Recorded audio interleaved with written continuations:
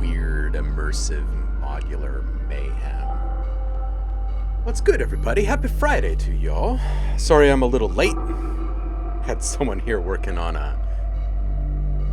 the house bit. We had a dryer fail on us, so a new dryer got sent out, got it installed, and then wasn't working. Turns out we needed to work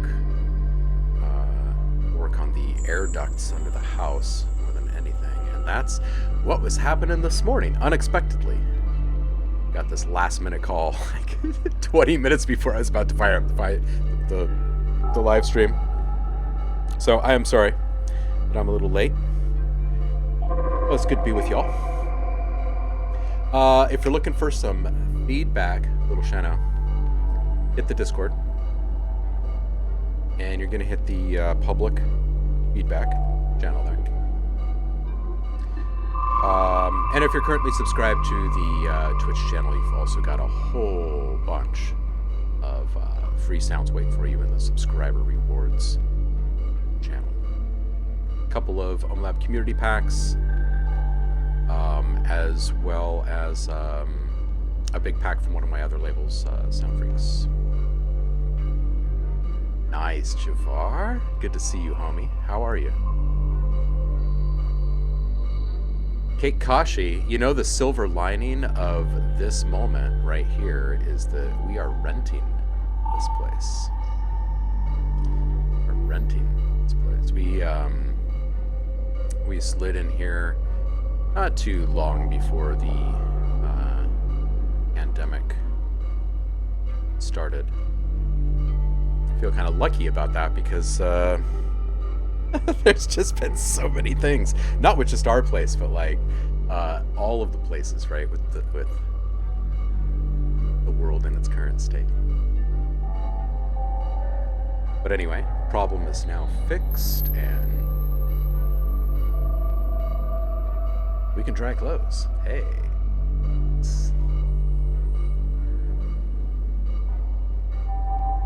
Javar, what have you been working on lately? I'm going to welcome some folks in. I need to catch up with the chat. Jacques, welcome in. Kate Kasha, you are first. And thank you for the happy affiliate anniversary. That's a mouthful. Affiliate anniversary. Ben, hope you're doing well, homie. How are you? Scruffy Rico, 23 months, dude. Dang.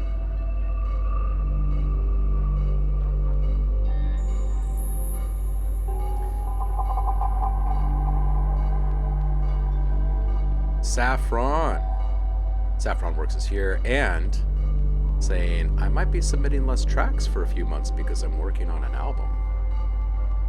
I am excited about this news. I don't know about the rest of you, but I'm quite excited. Lil Shano's here. Get to hear something from them, perhaps for the first time. Welcome in. Scruffy Rico, I appreciate you, dude. Jacques, what you working on this week? Cake Kashi. Hope you made it through the week all right, brother.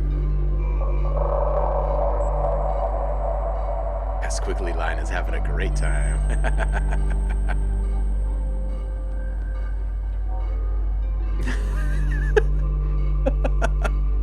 Jafar. Either Chris's stream is live or my entire setup is borked.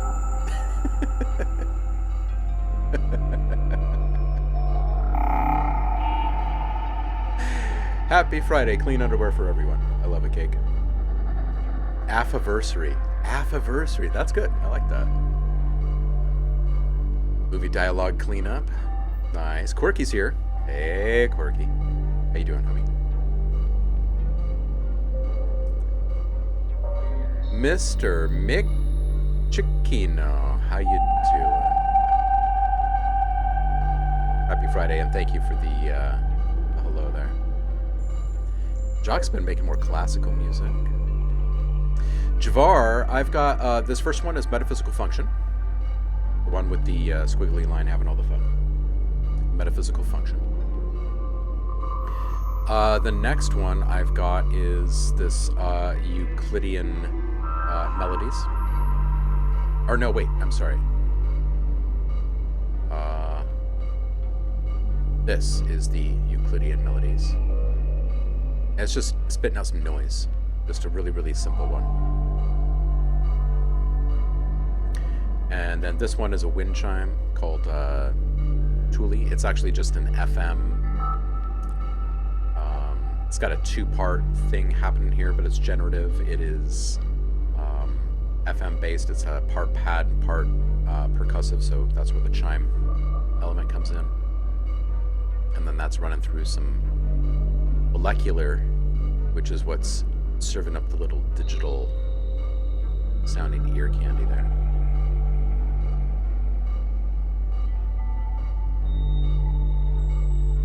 Rokusai, what did you just say to me?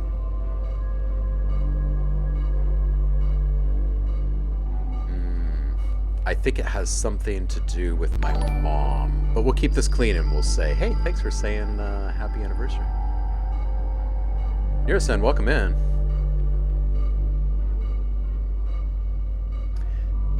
Of course we can get you some feedback. Of course, Mr. McChikino. I always have to say your name slowly, or else I will not get through it. Right, Cake? Yes, this first one right here, Javar, is called Metaphysical Function, and you'll find it in the original... oh, I should turn this down. I'm probably, like, talking over really loud stuff right now. Sorry about that. Metaphysical Function, you'll find it in the main complete instruments folder. It's in the generators category, and there's actually a metaphysical function A and B. The only difference, the functionality is the same. The only difference is the samples that are loaded into the sample map, and you can swap out your own sounds, which is when the real magic starts happening. Just click this little audio icon up here. And when you toggle that, the sample map comes up down here. And there's only one sample library spot in here. So you have 128 slots open to you. And if you're going to put stuff in here for your own, the trick is after you've tossed a file in there, or multiple files, highlight them all if you want them to keep playing, like in a loop mode rather than a one-shot. And then you click on this waveform right here. It's like map and waveform. So first step is put your samples here on the piano roll. Second step is click on waveform and click loop, and that way it doesn't just play through the sound one time. Continue going, so you can start building beats and some really sweet generative stuff and whatnot. Good stuff. Rokusai, I appreciate you, homie. Even if I can't read Dutch, maybe someday you'll teach me. Huh. Quirky, this is weird. Quirky's saying, I don't know what's wrong, but recently I'm doing well and having fun. Maybe when I start my last year in high school, it will go worse.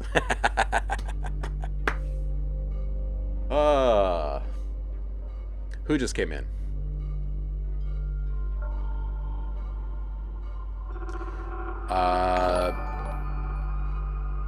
Justina's theme or Justina's theme? Welcome in, homie. I do not want to crush your name. Can we quickly solo through each track? 100%. Jaden, welcome in. All right, so the first track is just Metaphysical Function, and this one is not, it's barely tweaked from the original patch. It's not that I don't love you guys, but I spent all of 30 seconds making this opening theme today. So this one is basically just the patch. I may have swapped the resochord profile, and I turned on some reverb. I think that's all I did to this one. It's pretty mellow. I also have this whole thing running through some Valhalla. So let me just take that off. This is basically just a little bit of like bass throb and a little consistent drone in there. Pretty simple. The second one is this guy. Metaphysical function you're going to find in the sound generators category of the complete library. This one is called Euclidean Melodies. It's actually two tools put together. This is a Euclidean sequencer. It's a double stack, so there's two different clocks. And I've set up just really, really simple. 10 steps on one side with 4 filled, and 8 steps on the other side with 2 filled. They're both running at a clock of 1/16th division. And it's playing through this this instrument steam pipe, which is also in the reactor, or I mean in the complete library, reactor library. And it's playing out a patch called Noise Flute. If you are unfamiliar with steam pipe, it makes some really great sounds. Maximal, welcome in. It's been a minute. Happy Friday to you. And then I've got that running through a really, really subtle delay, which basically just fed a little bit of atmosphere into it. That's all. All right, last track is this guy, and this is the only one that's really being mangled in any way, so I'll turn off molecular. And it originally sounds a bit like this. So there's a few different like character profiles within the Thule ensemble, which is what this is. You can find the Euclidean Melodies and Thule both on the Reactor user library, so those are free. Anyway, I've got Thule running in the Wind and Ignis profile, and I turned down the pad, turned up the FM, and ran it through molecular. Just running out some drip delays, and it's being grabbed onto by the spectral hold, which is driving the majority of the weirdness that you're about to hear coming out of it. Thule is with 2 U's, Tuuli. And you guys hear me use it quite a bit, actually, in the various intro themes that I toss together. And then it's just a matter of a volume mix. Took those little noise stabs down from that flute, almost to nothing.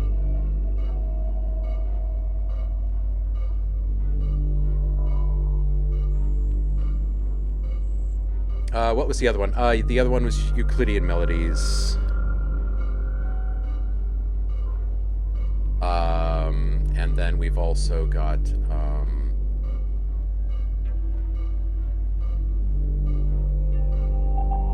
Metaphysical Function, which you guys see me use constantly. So, Imaginate is here. Danny, what's up, homie? Everybody follow I'm Imaginate. Drop links, Danny.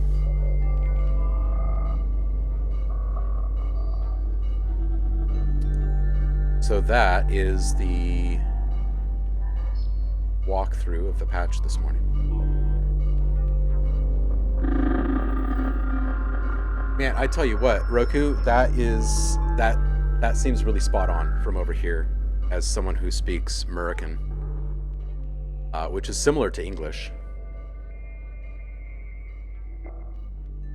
Rokusai is saying that speaking Dutch isn't too hard, but the writing is just language math.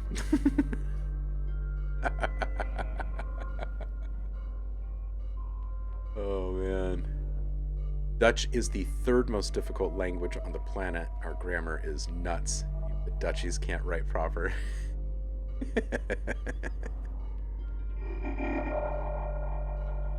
Oh, and Max, thank you so much. Thank you.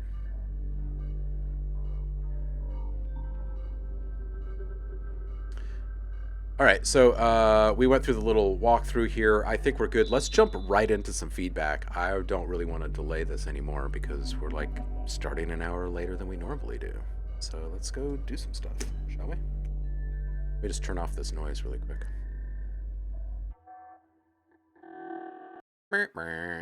Goodbye.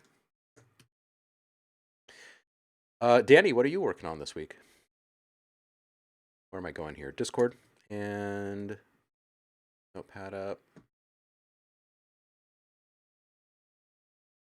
And we'll see who's dropped links.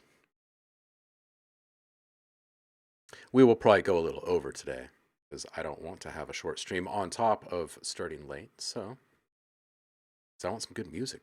Dang it. Scruffy Rico dropping his link at 1:34 a.m. Dude wanted to be heard. Modular clouds. Wait a minute. Is this using some of the modular clouds pack or just a quinky dink?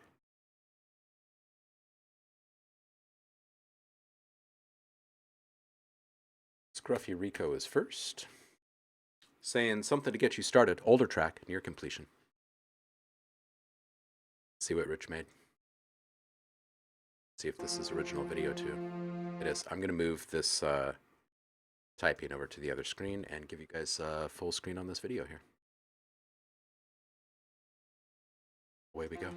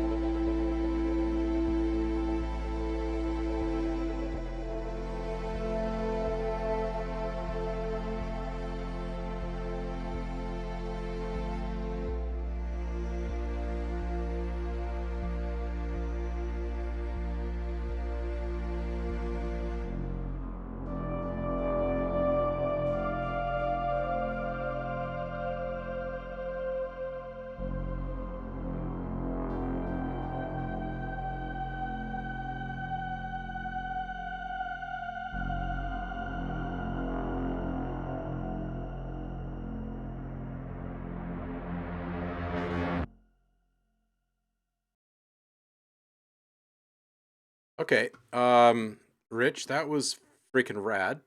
An older one and freaking rad. Roku Sai is going to holler at you about the majors over minors. Some emotions in the intro, homie. This is some good stuff. Bit more transition support in the first two main transitions. I saw you kind of jump at that second one. Art panning could be a little bit deeper as it's going back and forth. It's a really nice kind of hypnotic pace. It could go just a little bit deeper on either side, I think, and not be like distracting or anything. Main keys can come up a bit, and strings can be panned out of center more. I think that would help the keys actually stand up just a little bit stronger in the mix. And then either a little bit of filter drive modulation or a kind of modulation that leads to more detuning and some saturation on the ARP. Either one of those, again, either filter drive modulation or detuning plus saturation on the ARP. I think either one would give it this. Like right now, it's delicious, but I want some kind of amame in it. You know what I mean? Um, so it's more than just delicious. You know, it's like scrumptious, or perhaps even scrumdiddlyumptious. You know? And man, the detune stabs there at the end. As soon as I heard that, I was like, well, now it just makes me probably well, it makes me feel smarter, but it might even make me sound smarter, right? Like bringing up this idea of bringing more detuning into the ARP. And then with that, the detune stabs at the end there, that tension, that was a nice choice. That was good. Ithaful, you're right on time, dude. You're right on time. I mean, unless you wanted to hear Scruffy Rico, then you're late, man. How are you? We got started a little bit late today. Yeah, yeah, I liked all of the space that was given for the sounds as well. Right, Shock? Yeah, very relaxing. Okay, everybody loves this. Everybody loves this. Ithafall, yes, absolutely. Good. I'm glad to hear that you are great, and thank you so much for the happy anniversary. Appreciate you, homie. And Cake Kashi.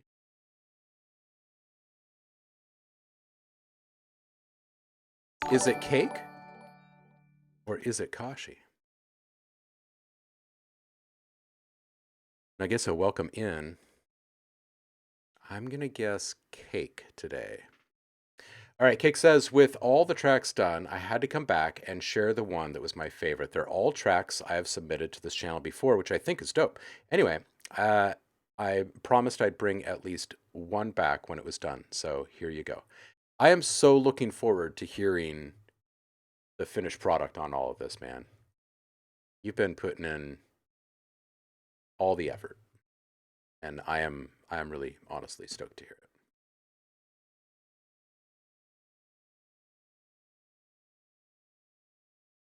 Tuning in every single week, you know, I hear from people say stuff like, it's like my favorite soap opera because over time I get to hear all of this stuff kind of magically get better and better and better. And then people release it out into the wild and it's like magic. Yeah.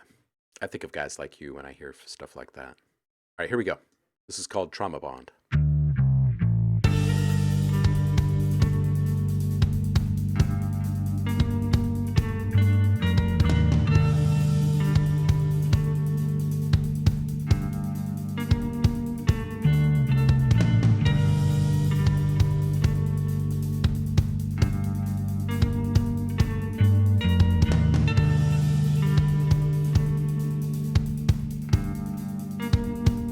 Once you were here.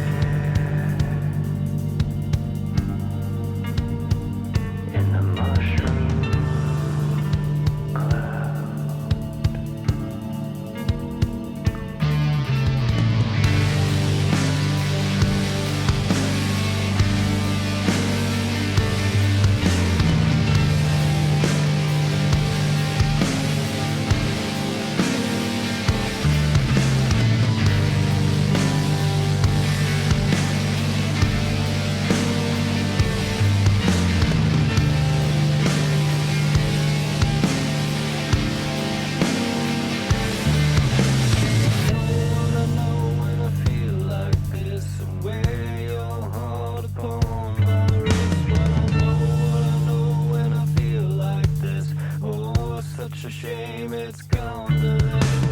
Well, I know when I feel like this. Wear your heart upon my wrist. Well, I know when I feel like this. Oh, such a shame it's gone to this. This is it.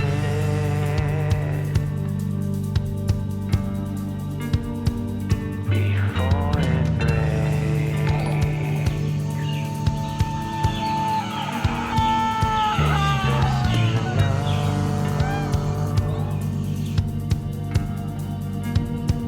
it's all the same.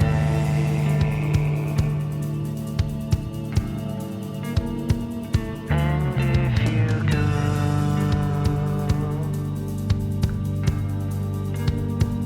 we'll sail away.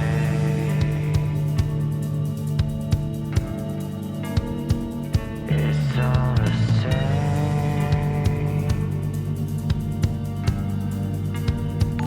It's all the same.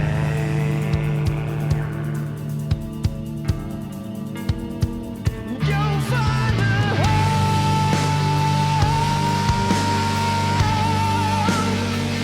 I'll find my own.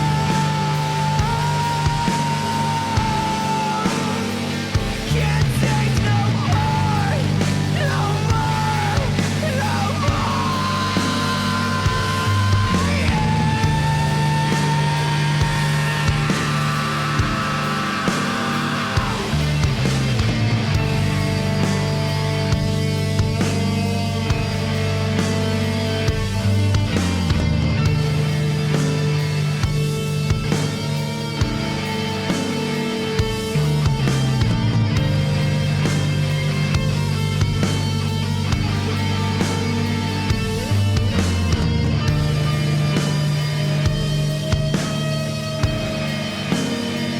You'll find a home.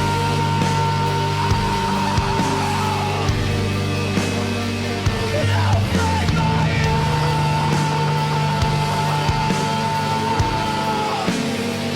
I'll be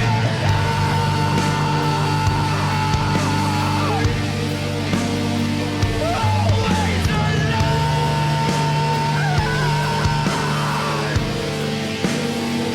You'll find a home. I'll find my own.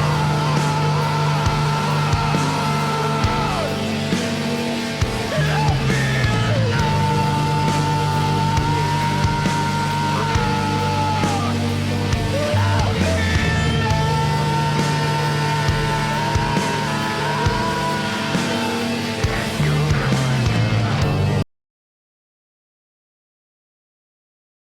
Hmm. It just kind of paused itself. Hmm. Not sure exactly how it did that. Let's see if we can get it to do something. It just kind of stopped there.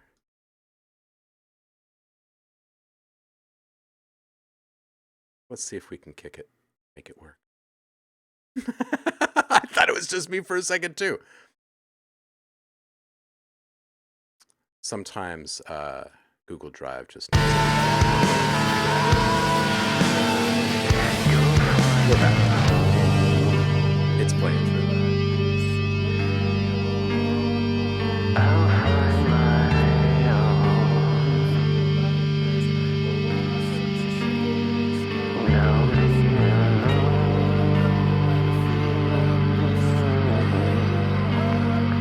Always alone. When I feel like this, oh, such a shame it's come to this.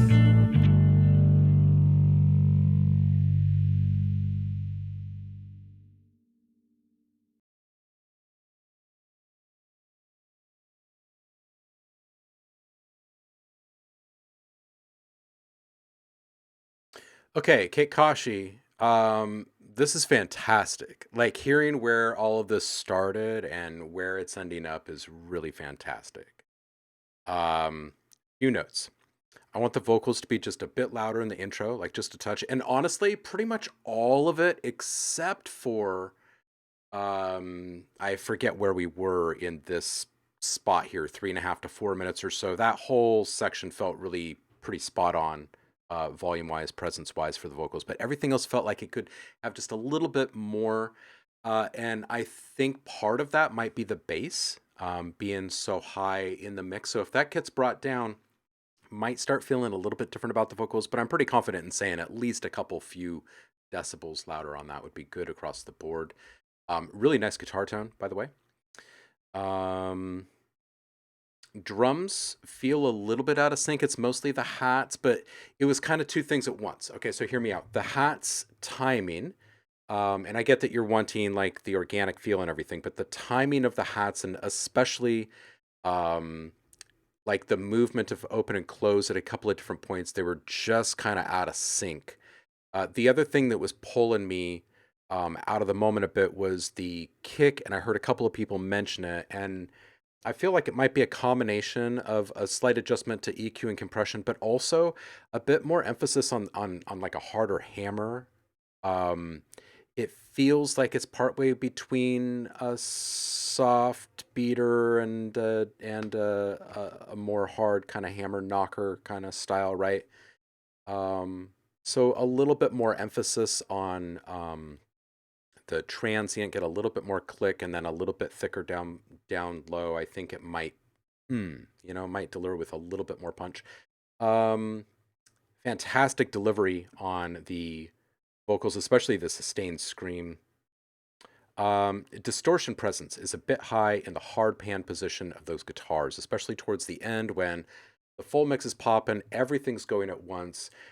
The lowest register backing vocal element is kind of getting buried. The bass is up kind of high, and the wall of sound guitar is all happening all at once, and you can kind of feel it and hear it. That way back here, it's getting a little bit too much of our attention, right? We really still want to be focused right here. So I would wrangle in the stereo spread just a little bit on that, and then I would also do a little mid-side EQing there and just kind of bring those highest frequencies in a bit more. This is really good stuff, man. Where it's sitting right now is feeling really, really solid. A couple small tweaks, and this thing is ready.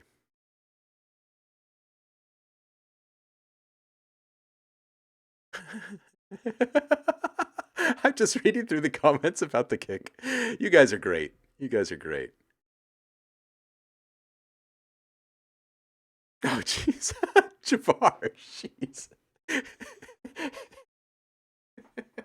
It stops when the barrel explodes and kills everyone. Oh, man.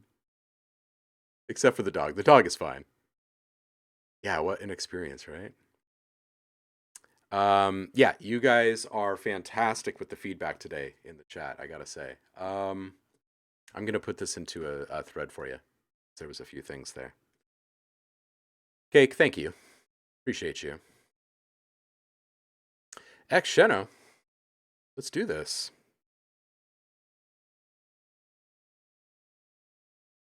Little Sheno, melodic demo. This is quite some art. Look at this. Holy wow, man. Look at this hand coming out of her head. This image looks like maybe it was generated before hands were kind of wrangled in a bit by the AI models. This is awesome. I think I might stare at this picture the whole time we're listening, actually.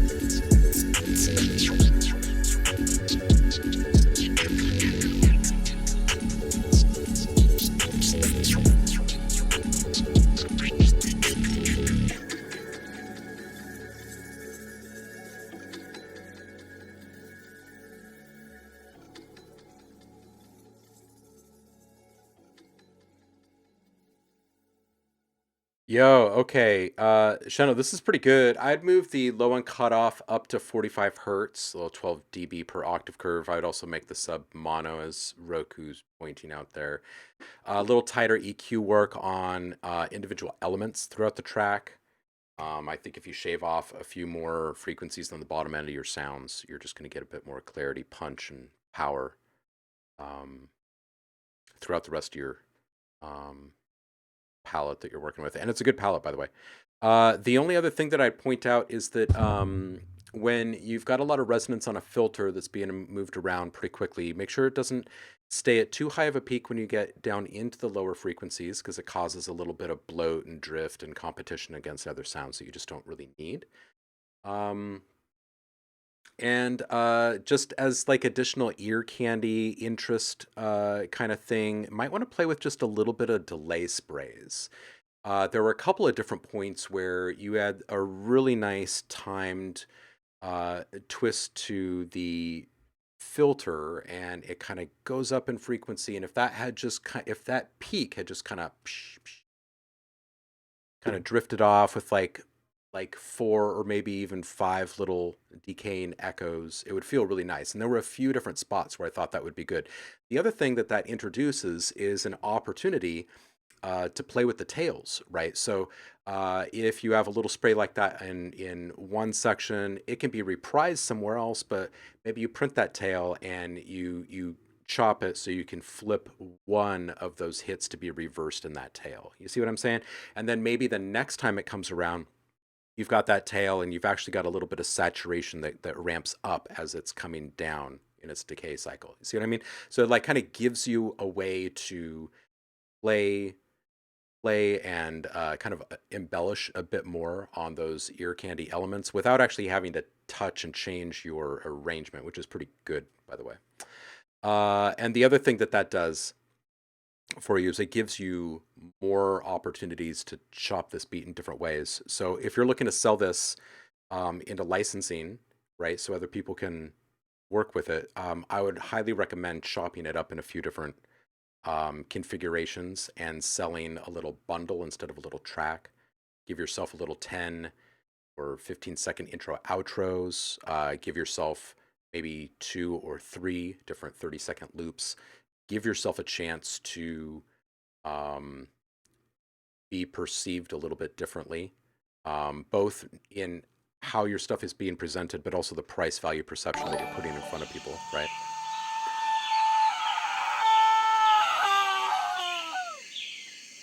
Yo, respect the gazelle. Central is in the house. Everybody follow Central. You're here live. It's like we have one chance to get this right. Everybody follow Central. How have you been, homie? I'm glad that you're here. If you are dropping a track, you'll actually hear what we have to say.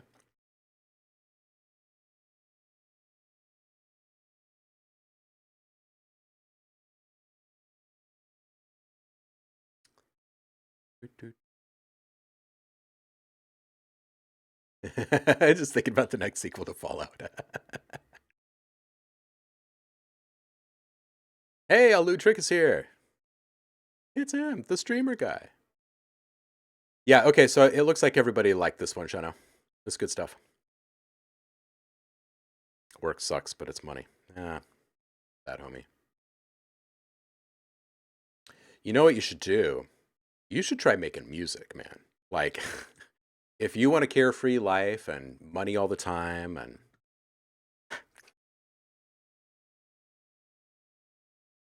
quirky.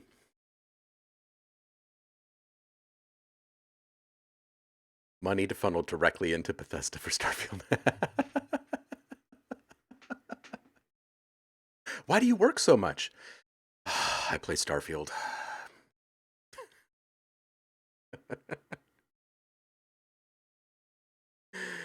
Oh. Oh, I know. Alu, I know. All good. Quirky, this one is called Pandem Club. You ready for school, Quirky?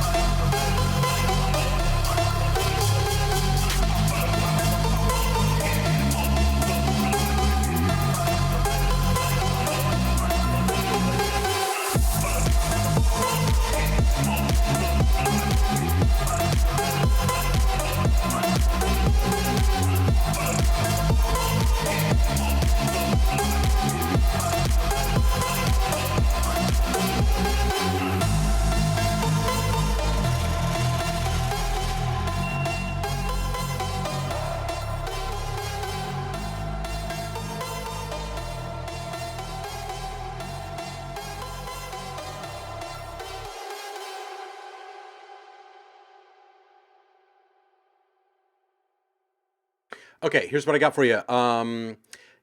The sync of stuff sounds confusing at at 17 seconds. The offset ducking, I feel is just going to be too confusing for most folks. It's okay to do something for a bit.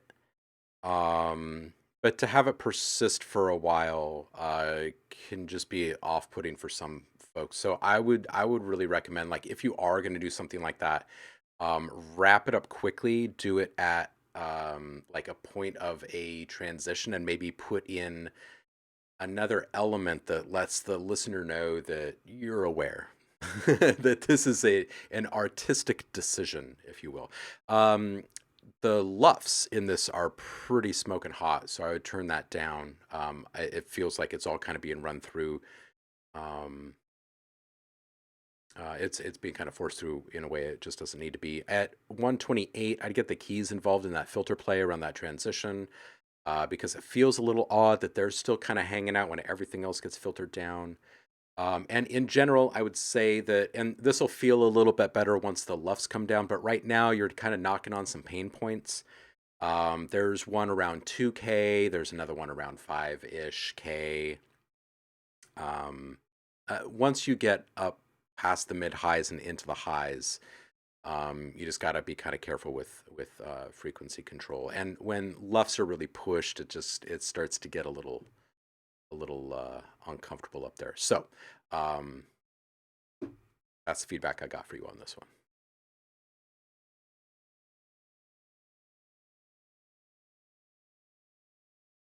Wait a minute, hold on a second. What did I miss about USPS?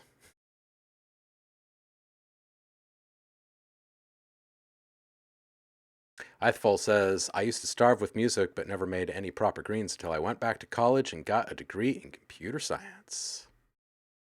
And now you know how LFOs work, so you can make all the money you want to with music, right?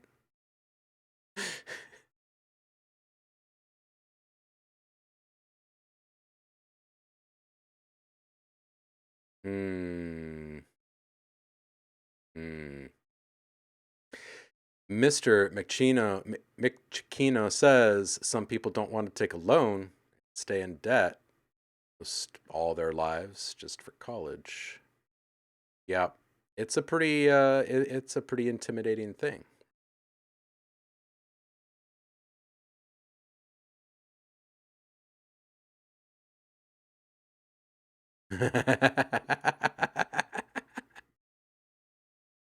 Where is that fully slammed Honda when you need it most?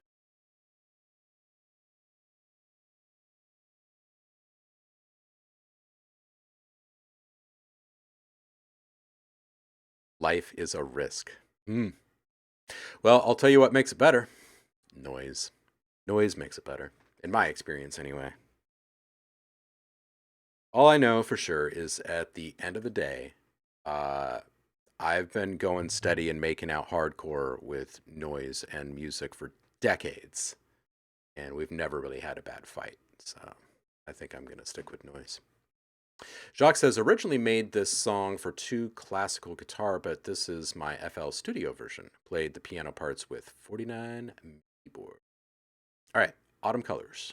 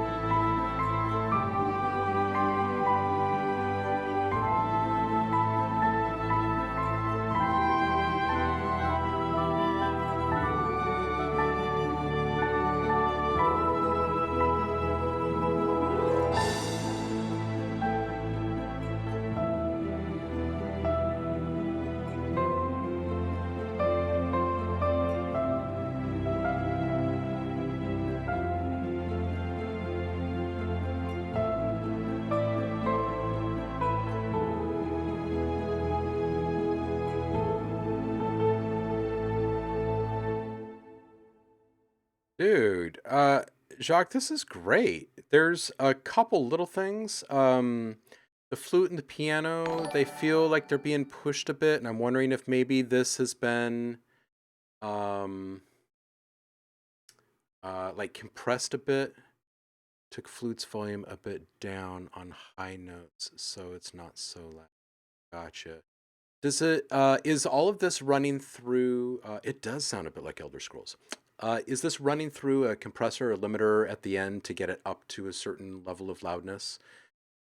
If so, I would say let's not do that and do like just some really tasty saturation when and where appropriate to get the perceived loudness up and kind of work with the depth. It's going to protect the original integrity of the sound a bit more, and it's not going to feel like it's reaching. It's not necessarily like a point of hysteresis, but you get to this point with certain sounds where it's audibly just louder than it is in the natural world, really, right? And so it starts to feel a little differently. Um, I saw one from Roku here about the ostinato. Rokusai's saying, I love the melody and the story it tells. I'm missing a counterpoint, counterweight to it, though. The ostinato in the background doesn't feel connected to the melodies. That gap. Um, Everything else, lovely. People are digging this one. Yeah, a little bit more balance. I think, yeah, it's my main thing is that just the loudness feels a little bit forced, and that kind of takes away from the tenderness, right? And the like I was saying before, kind of the integrity. Yeah. Really good stuff though. Really great track. I love the composition. Mr. Mecchicino, demo number 2. That's a banger of a name, dude.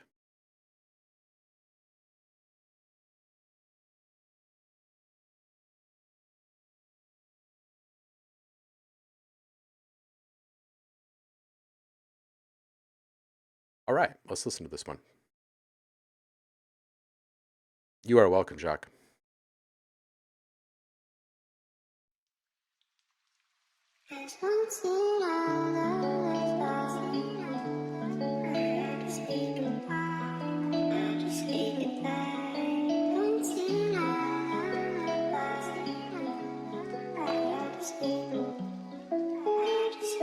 It always falls apart, like from the stars.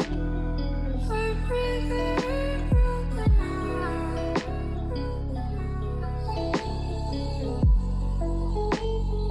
it always falls apart, like from the stars.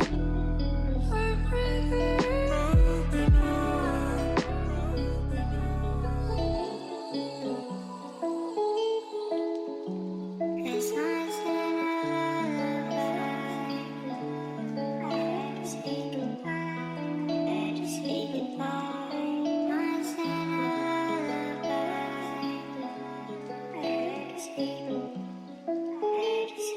It always falls apart, like from the stars. Everything broken heart.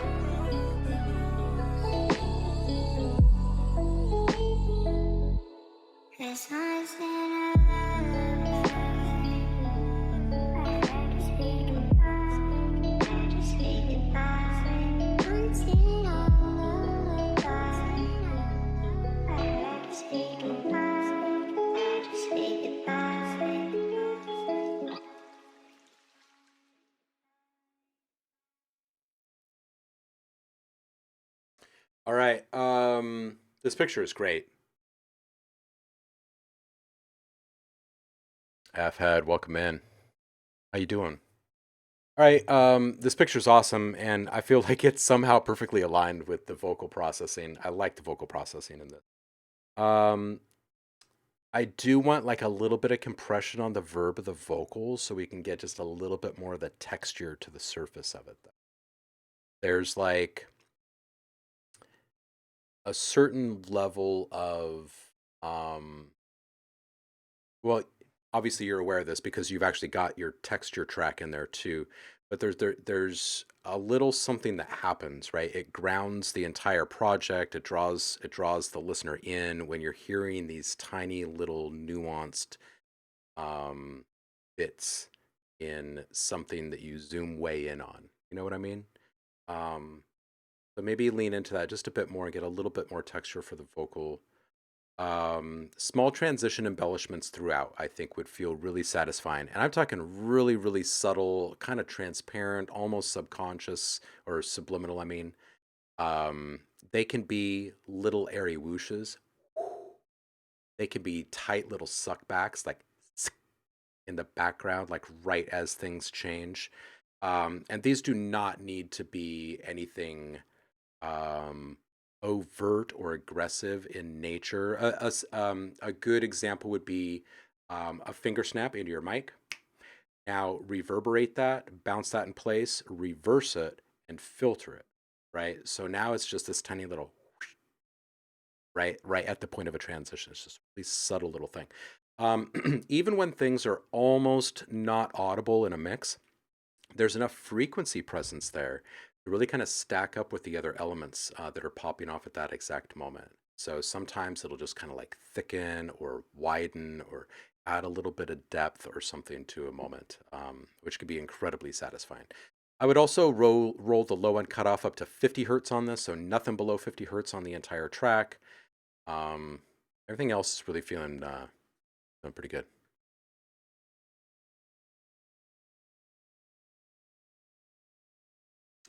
Definitely had to add more vocals in there. I'm planning on adding ad libs. Oh yeah, that would be fantastic. That'd be fantastic. Really good stuff. Like seeing the love in the chat too. Maximal, it is you. Big room.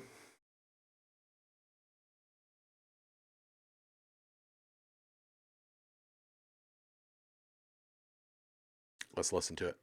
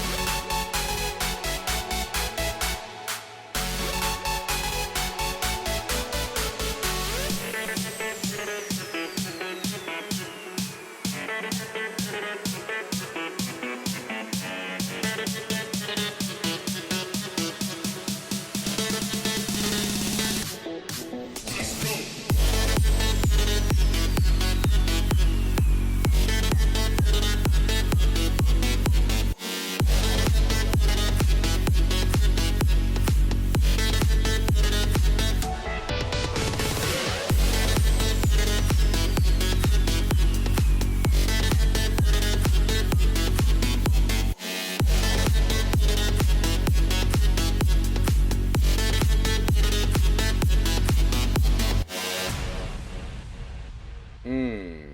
Um.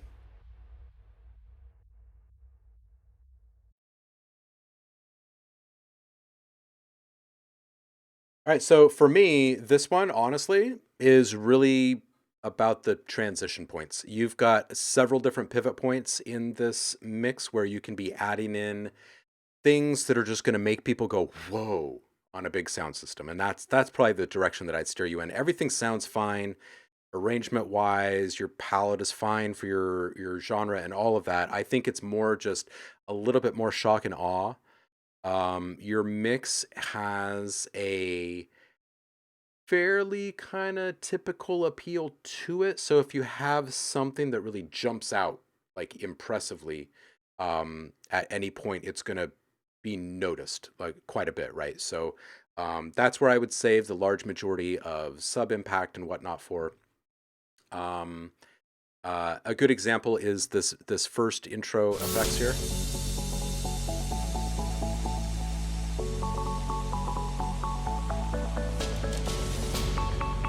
Like right there, you could actually have like a very simple noise riser. Maybe it's just like half a bar, or a reversal that's mostly noise and filtered and into an impact in addition to what you have there already. So already, like before you even get into the meat of the song, there's already this moment that's like, right? So they're feeling pretty hyped already. They've got this really simple mix happening, and then this big cinematic thing, and back to the simple mix and another cinematic thing, right? So now, when you get to these other little pivot points in your arrangement, it's almost kind of expected, right? So it starts to kind of lead you in, it becomes your muse, if you will, right? Knowing that each time one of these moments comes along, you kind of want to up the ante a little bit, right? So like at 125, you can have a little downshifter. You could even have a competing downshifter and a riser going, right? And a suck back. And if you've got, like if it's going to end that way, right, make sure that the tail is big, right? Like da da da da da.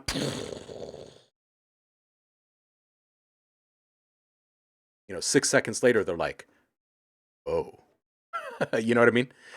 So I would lean into that, and kind of let that be the driving force of what you do next with this thing. All right, let's see what everybody else says in the chat here. Scruffy says, nice drop, boy.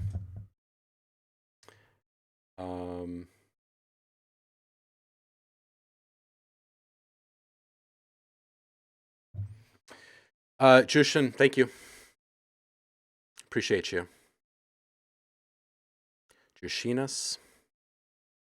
Still not sure how to say the name properly. I really do apologize for that. Tremties is here. How you doing, homie? The heck are you? Everything good on your end? New gig still treating you well? All that?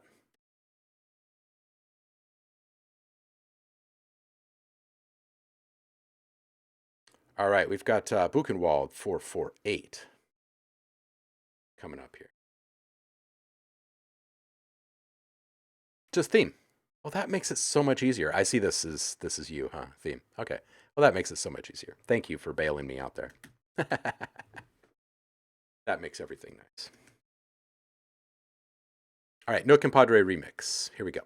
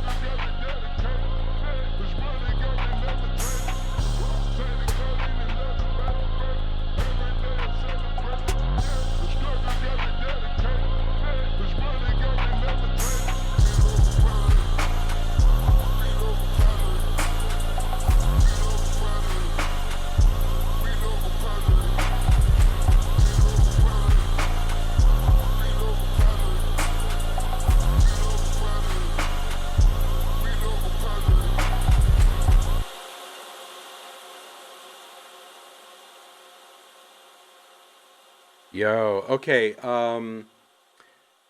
The thing that's going to help this the most is EQ work more than anything else.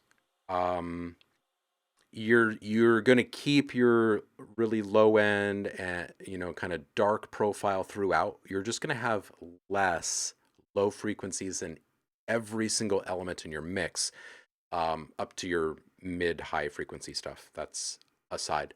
Um, what that's going to do is it's going to free up a whole bunch of power and energy that can be redistributed to frequencies that are audible in the mix, so you can actually hear. Right now, there's a fair bit of energy sucking the life force out of this track, and you can hear it. You can hear it. In the beginning, it sounds almost like an intentional effect where it's muffled, it's dark, everything is obfuscated, and we're going to somehow come out of the influence of this filter. But it never actually happens, right? Even when you start to hear brighter, shinier, higher frequency metallic bits up top, even those are being kind of quelled because of all the energy being used by those lowest frequencies. So here's what I say: less sub frequencies in the kick all the way around. I would probably roll that all the way up to maybe like, I don't know, 60 hertz, 12 dB per octave curve. I keep the sub cutoff at 45 hertz. Everything else can come up a bit with the low end cutoff, right? Aside from that, you've also got these really high frequency bits that are playing kind of randomly throughout, and you can play with some delays to extend their presence in the mix. You can even play with some comb filtering for some additional metallic flavor, and also to kind of extend them, make them ring just a little bit more and get a little bit more attention on them. One thing that you don't want to do, though, is let too many of those super high frequencies through. So go ahead and put like roll off the top frequencies at say like 12K or something like that, right? You're still going to get plenty of bright bits up there when you've got them in the mix. But what you don't want is for that really, really piercing stuff to leak through. And once you start to remove some of those lowest frequencies and start redistributing that power to other elements in your mix, you're going to start noticing a lot more stuff happening in the mix. So that's where I would steer you right now, is a little bit more control with EQ.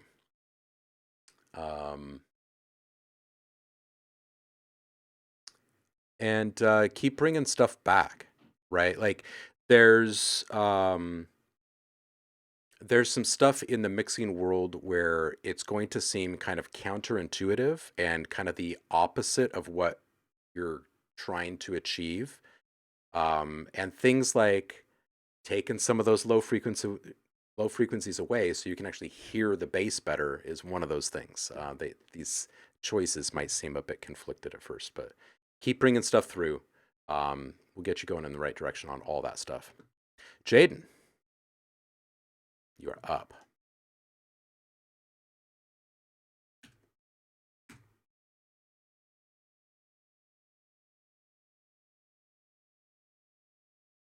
Theme, you are welcome. Much love to you.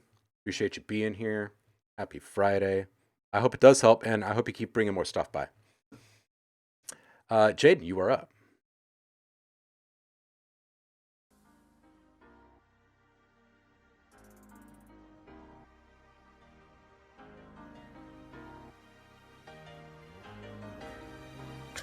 Yo, Nagisa, is this you?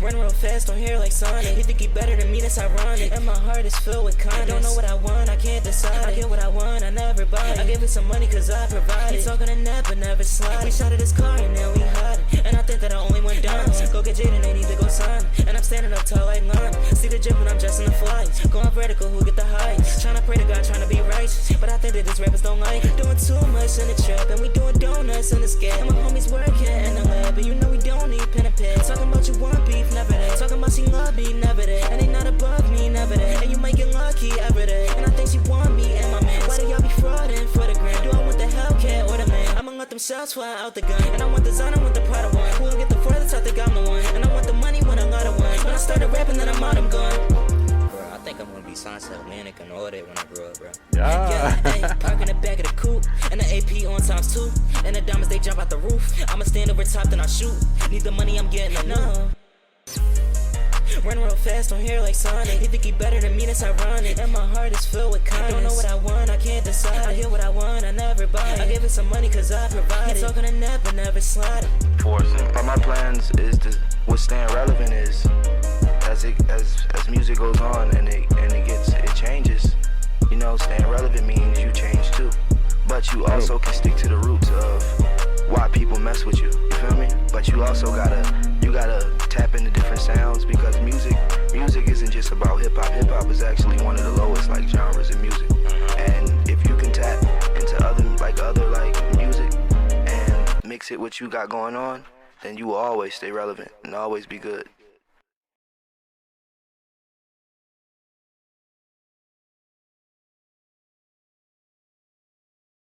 All right.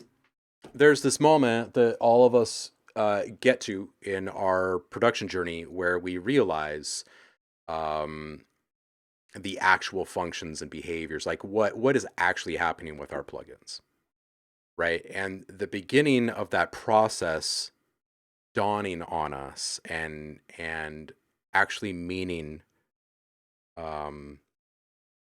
something that you can do something about is when you realize that your plugins don't hear anything that you're making. It doesn't know, none of your plugins know what you're making, and they don't hear the sounds going into them or going out of them. It just doesn't happen. That's not what plugins do. What they do is they monitor signal levels, signal strength, right? Think about this, right? There's a lot of plugins that you use that have a threshold setting, right? Which means, hey, man, if this signal gets above this or below this point, something's going to happen, right? So when you have a really, really big low end in a project like this one does, oftentimes when you look at the EQ curve, right, it's going to be really bloated on the low end and kind of middling on the high end, right? Well, the only problem with that is that usually the biggest peaks in a track like that are actually they're frequencies that you're not actually hearing. You're definitely feeling them. You can feel the impact of them.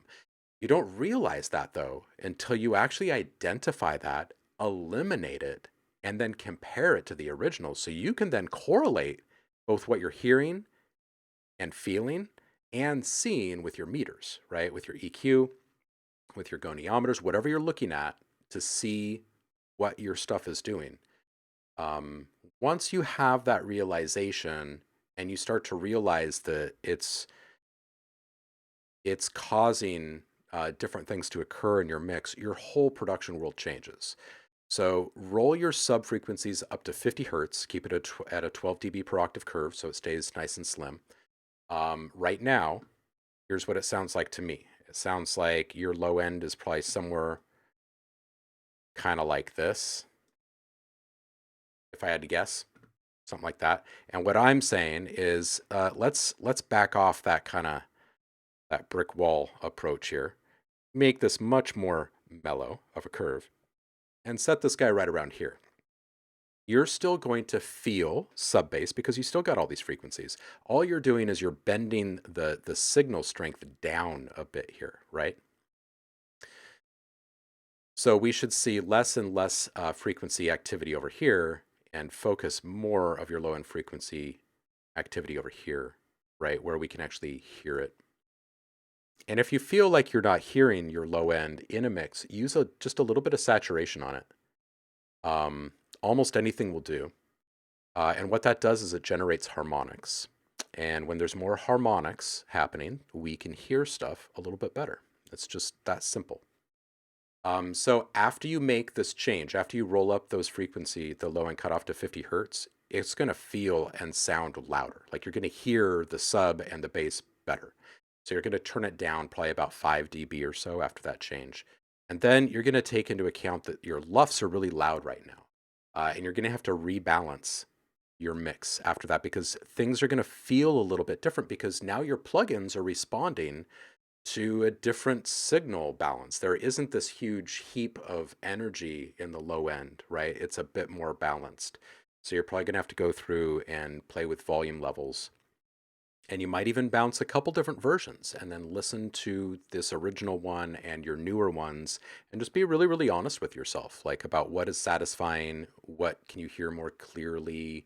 And if you feel that it's moving in the right direction, and you want to experiment with being even a bit more aggressive with those changes, then do so and listen to them really critically. That's the way you get it going. All right. Up next is Herms.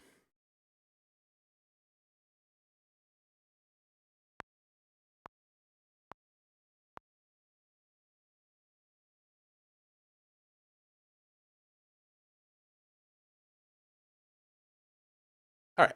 This one's called Save Me.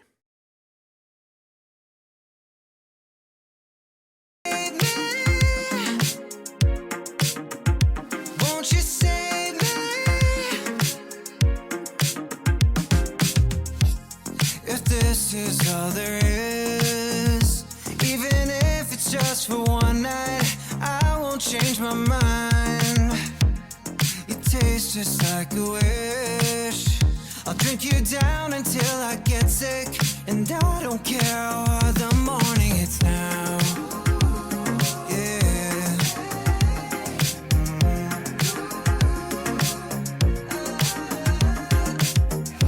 You became a heartbeat, now you have to leave. Time is rolling by me, taking all my dreams. Just another second, that's what I keep whispering. Baby, look at magic underneath the moon. If it's an illusion, I don't want the truth. Tonight, just let me love you. Won't you save me from the hurt that I deserve? Save me even when I know you shouldn't. Save me from myself, from myself. Won't you save me?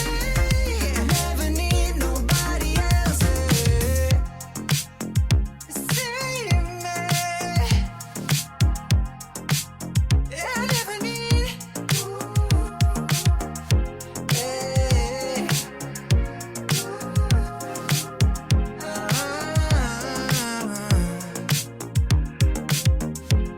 I'm already prepared.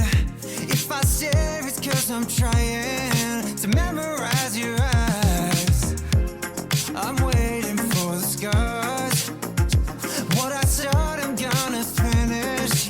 Even if I know it's ending. You became a heartbeat, now you have to leave. Time is rolling by me, taking all my dreams. Just another second, that's what I keep whispering. Baby, look at magic underneath the moon. If it's an illusion, I don't want the truth. Tonight, just let me love you. Won't you save me from the hurt that I deserve? Save me even when I know you shouldn't. Save me from myself, from myself. Won't you save me? Never need nobody else.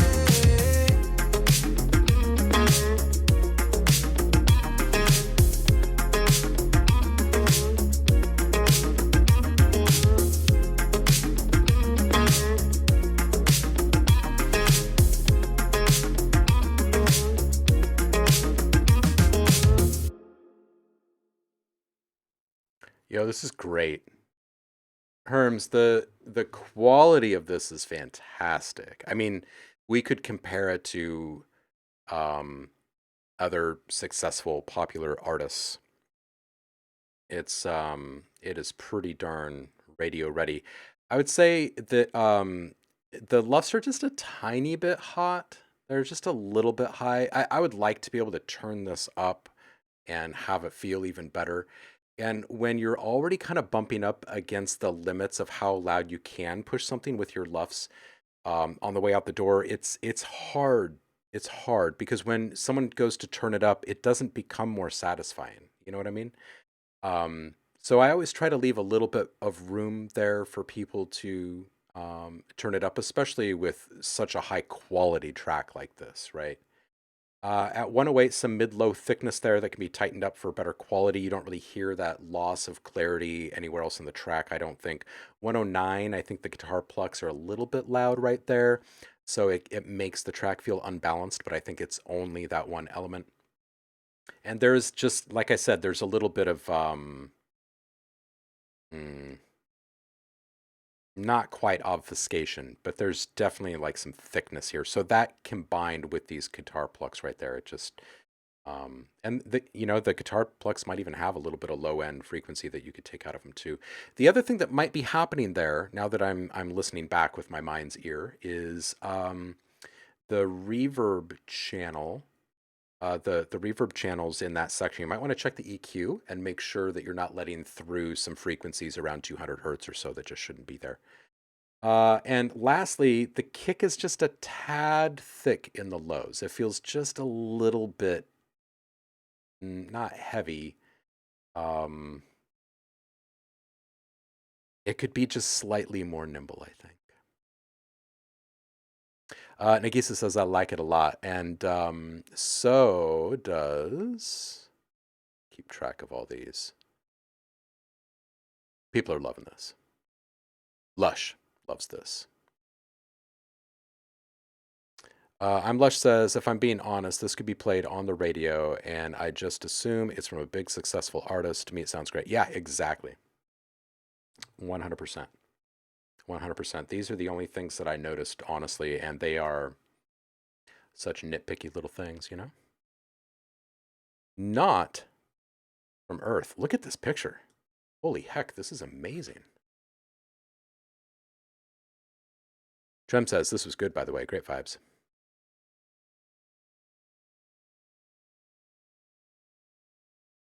Hey, dude, this art. Seriously. Yeah, Central. Central's popping up to say really good vocals and production. Yeah, I concur. Everything feels really good. All right, let's do this. Let's do this. Classy 101.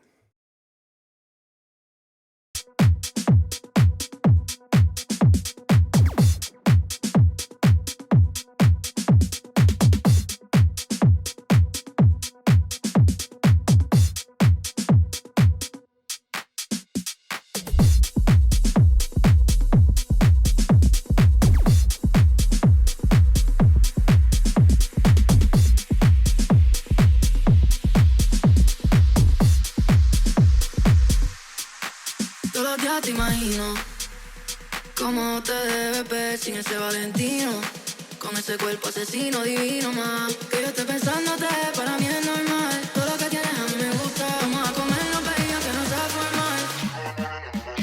Tienes cara de que te gusta, freaking nasty, pero romántico. Te ves cara, easy, classy, otro fantástico. ¿Qué problema a ti? Yo tocándote, no lo veo por estar. Tú sabes lo que me gusta. Sigue buscándome, que yo no voy a fantasmar. Te voy a correr la multa. Yeah, bienvenida al party, tú eres una Barbie, tu cuerpo de Barbie, yeah. Mujeres que no tiene ID, se pone mi hobby, se sube la falda, yeah. Es otra cosa, pero mi corillo dice que es peligrosa. Tú me apretas, es una timba, a la disco que llega y a la destroza. No le pongo frenos, esas nalgas me las bajan al suelo. She say fuck that, no le gusta lo normal, todo es extremo. Déjame ver todo, yo sé que no es nada formal, pero dame lo que he ido, baby, welcome. Te ves cara, de que te gusta el freaky nasty, dale lo romántico. Te ves cara, bichi, casi otro fantástico. ¿Qué problema a ti? Tú tocándote, yo loco por el mar. Tú sabes lo que me gusta, sigue buscándome, que yo no voy a fantasmar. Te voy a cobrar la multa. Te ves cara, de que te gusta el freaky nasty, dale lo romántico. Te ves cara, bichi, casi otro fantástico. ¿Qué problema a ti? Te ves cara, de que te gusta el freaky nasty, dale lo romántico. Te ves cara, bichi, casi otro fantástico. ¿Qué problema a ti? Yeah.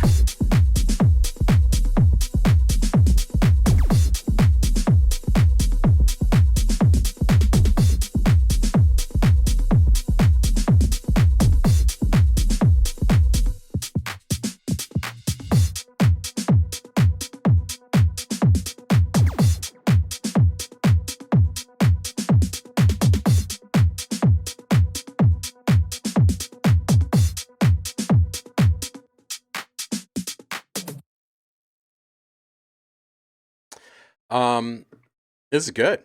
Not from Earth. It's fun. It's got a good vibe to it. I really dig the tightness of the mix after that transition. At 48 seconds, it feels really nice. It's fresh. At 103, I would just say watch the ducking depth of the vocals, right? The amount of volume that it is being ducked could be less. If you go half the distance, respect the gazelle. Thank you so much, August. I appreciate you. So half the distance, right? So let's say your ratio right now is set to, I don't know what it's set to, 8 to 1 or something like that. Bring it down to 4 to 1. See what I'm saying? The other option you have here is to play with the threshold. The threshold might be fine. Play with the ratio first. Just a little bit less ducking on that, so you have a little bit more of the original signal coming through coherently, and I think this thing pops in a different way. Also, you might want to play with the idea of leaving the vocal reverb intact. Just a thought. Just a thought. Right, so that way the air, the space in which the vocal is operating in, actually is pretty persistently untouched, right? It's fairly protected. Might feel kind of cool, something to play with. Tremtai says, I almost love this vocal, but it needs some bite. I would say a little bit of saturation on it would help. Nothing too distorted. Although, something just a little bit dirty would feel kind of good, I think. No? So this could be simple wave shaping or, actually, after I said dirty, you know what it made me think of is the Dirt plugin from Native Instruments. It's very simple, just a little bit of drive, and that would probably be the right kind of distortion for you. Gone After August, I appreciate you. They just subscribed with Prime. Don't forget that you can have Uncle Jeff pay for your Twitch subscription to OhmLab. It's true. And then you get free sounds and education, and like you get to hang out with cool people and all that kind of stuff. And Jeff Bezos pays for the whole thing. Well, sort of. I mean, you're paying for your Prime, but still, come on. Hanging out here has got to be way better than getting free shipping on some toothpaste or something. Thank you, Trem. Appreciate it. Not from Earth. Excellent. Good to hear it. Let us know how that turns out. Jeff. And keep bringing back more. We'll always give you some honest feedback. Thanks, Daddy Jeff.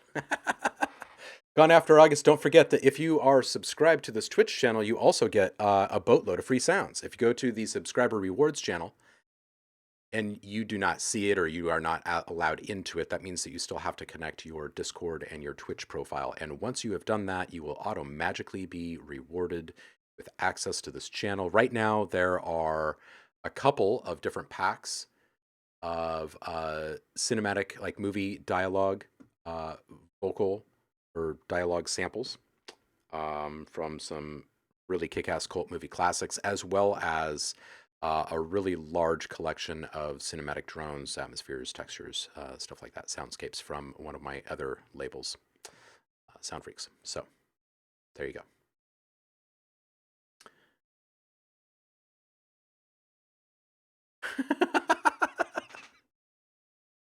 The Paul says, I was more despondent than upbeat. Shake head, moves, etc. Awesome. All right, Andromia, you are up, sir. It's We Are Stardust. Andromia says, I applied the feedback suggestions. Let me know how you feel about it, OhmLab.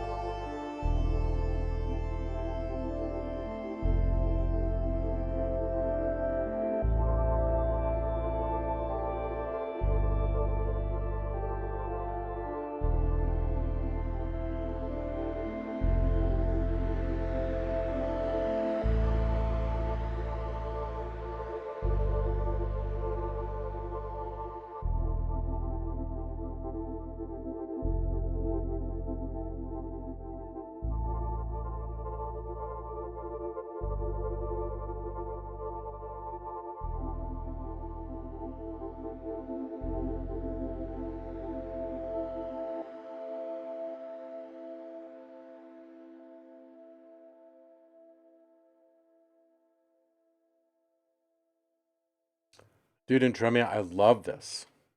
I love this. Um,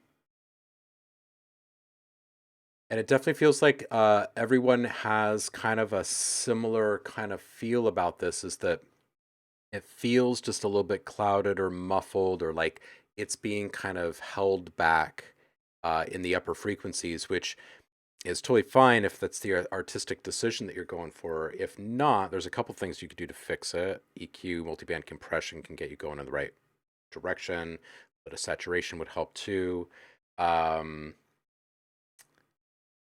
You could also, again, that's if the filtered effect isn't like actually what you're going for. If it is, then fine. But if it isn't, you could also kind of play with taking one or two elements out of that filter control, or alternately adding a really simple atmosphere to the entire thing, just a little airy thing, just really, really subtle.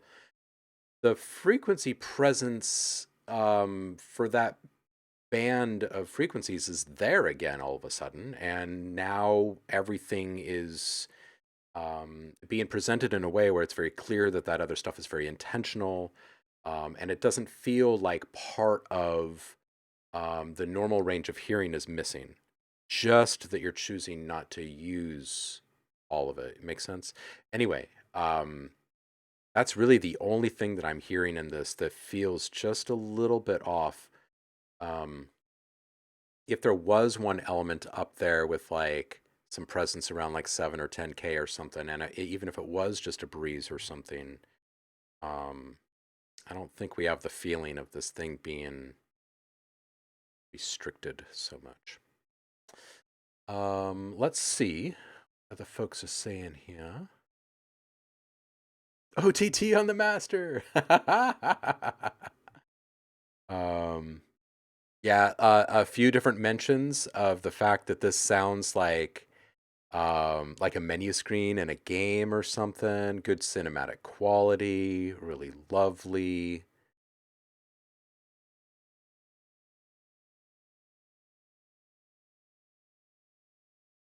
Yeah, this is great. 1000 would work really well in some exploration side scroller. Yeah. Um, yeah, and Javar points this out too. Maybe play with a little shimmer reverb on parts of it. It's really just about if it's coming across the way that you want it to.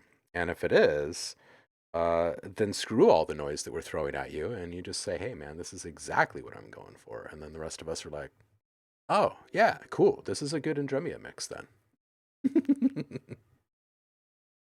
All right, Gone After August. Because you can't let everybody else, like, convince you of something. Not even what you're going for. You know what I mean? Otherwise, what the hell are we even doing here? You know?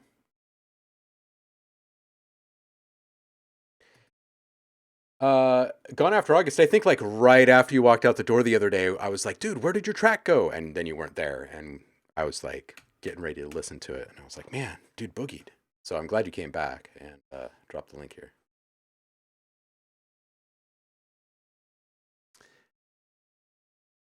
Yeah, so see, here's a really great response. So Drumia says, I mean, the way I hear it, it's just right, applying the past feedback. So, yeah, so then it must be right.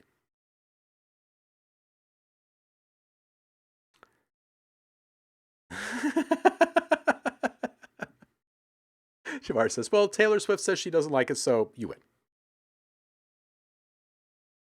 Oh, Gone After August, I'm so sorry. We ended up going for a little bit longer. We ran like an hour over or something like that. And I was like, oh, I think we missed him.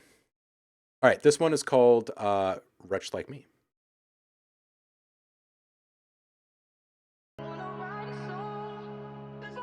Wait, hold on a second. Happy birthday. Gone After August. Happy birthday.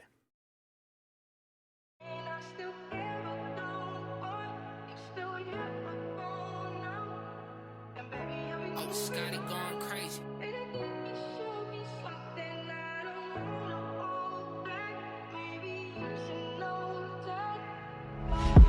Where did I go wrong? Staring at my phone, waiting for a text back, twiddling my thumbs. Roller coaster of emotions, you don't wanna ride along. 12 G's in my pocket like the gravity when I fall. She said I ain't shit, baby, bet that. Chilling at the bottom of the crevice I was left at. You said I love you, well you fucked up when you said that. Honestly, it doesn't matter as long as the check cash. Tell me what you're doing tonight. Let's get out this party, go where you like. Baby girl, you always keep the mood right. We can slow dance in the moonlight. Cause I need it right now. Everybody say they next, I think they need to pipe down. I can tell you don't like being tied down, but I can't let you be left, so can you be my right now? Wednesday night, it's the same day the trash goes out. Why they tell me I deserve the best before they cast me out? 10K on the table all alone, they'll cash me out. Grabbing what I can before they fuck me like a casting couch.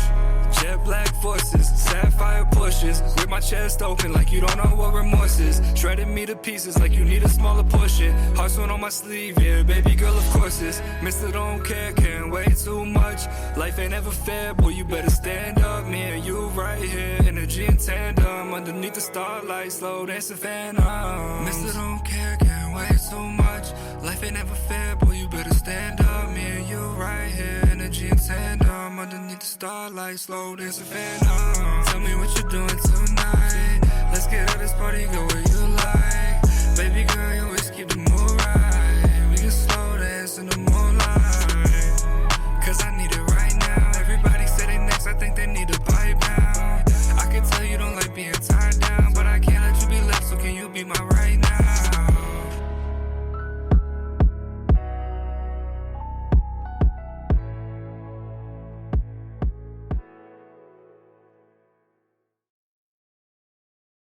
All right, a couple of things here. I would roll the low end cutoff on that 808 all the way up to 50 hertz. It doesn't need to be so rumbly that it changes a heartbeat or anything like that or punches anyone in the face. So just bring it all the way up to 50 hertz and bring the volume down a little bit. It's going to sound louder after you do that, and it's already a bit too loud for this mix. Right now, I'd say it's at least 3 dB too loud. So after you do that change up, I'd bring it down 5 dB to start at least and see what you're thinking, what you're feeling, maybe even 6. Okay, at 107, the backing vocal is competing with the main vocal.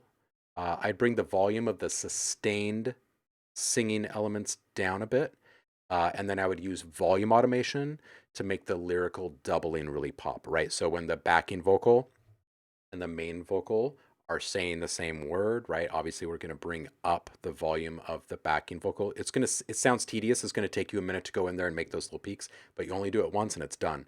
The other thing is you can offset the timing. I think the pan position is fine for it, but you can offset the timing of the delivery of the backing vocal just slightly, like zoom way in on that thing, select all the regions in that track, and just manually just move it over just a bit. So that way it really is a backing vocal, right? It's coming up just behind the lead vocal at every single time. And so what that's going to do is it's going to make the whole vocal experience feel a little bit wider and a little bit more depth too. Lastly, I'd say make sure you EQ your reverb channels. Don't allow too many lows or highs out of any of your reverb. If you are not using an auxiliary channel for your reverb for your vocals, make sure that you do that. Don't put it directly on there. But also just make sure that you're EQing after. Really solid all the way around. Drumtie says vocals more present, and Central One says really solid vocal performance. And I agree with both of those things. I think that before you touch the volume of the vocals, I make sure that you attend to the low end first, because it could be what's needed there. Still use reverb on my main chain, trying to break that habit and use sends. Yeah, do that. There's reasons for it, but one of the biggest ones is that you can bring it in at the level that you want without it reverberating the rest of the signal, right? In other words, you're going to allow through. I'm going to show you what might actually sound good on your track right now. This is on your reverb channel, okay? Maybe something like this. That's a pretty big difference, right? I mean, this could even come up a bit more. This is a pretty big difference than just having a reverb on a channel, right? Because none of these frequencies are coming through. And you know what that means? That your vocals are actually going to be really clean and crisp and much more nimble. They're not going to be running into a carbon copy of the same frequencies at the same time of what they are, right? It's just like it's getting in its own way. So the more you can restrict what frequencies are just kind of being lazy and hanging out in the air for other things to run into, the better.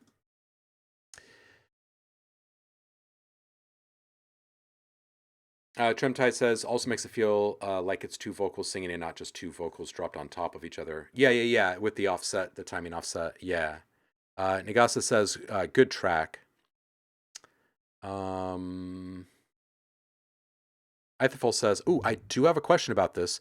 Do all the FX sends return to master, pre-master, or to the vocal bus? That's a good question. Okay, so when you are, wait, do the FX sends return to the master, pre-master, or to the vocal bus? It depends on how you have this set up. Yeah, it depends on how you have it set up. If I have a vocal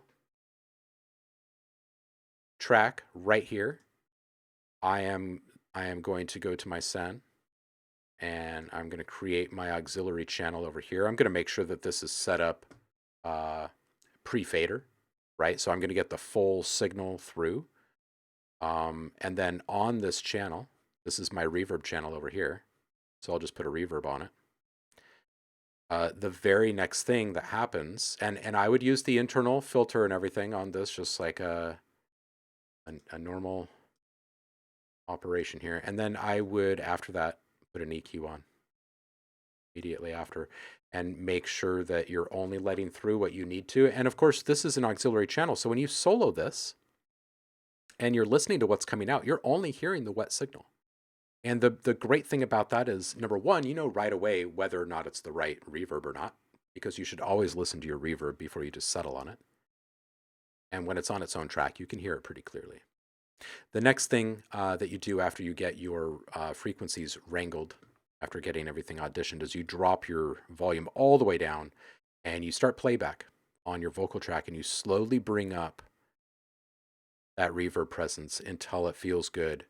And then you go a little bit further just to acknowledge the fact that you've reached the point where it's no longer good, and you're going to bring it right back down to where it feels really, really good. So you give yourself a chance to get full perspective. Like, what am I applying?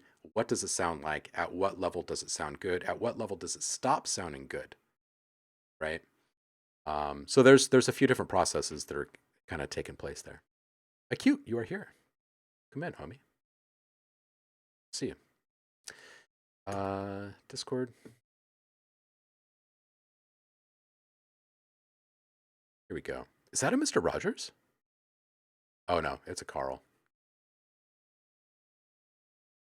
You are welcome, August. All right, Nagasa, you're here. Oh, Acute, you're here too. Hey, I see some Kwame. Whoa, we've got a lot of stuff in here. I'm gonna close the queue.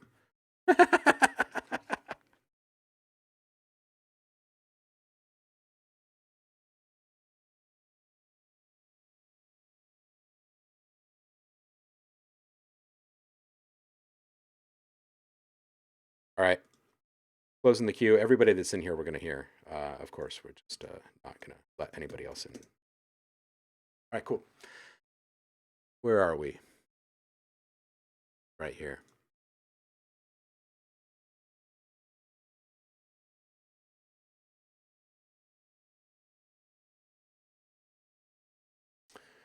All right, this one's called Too Late.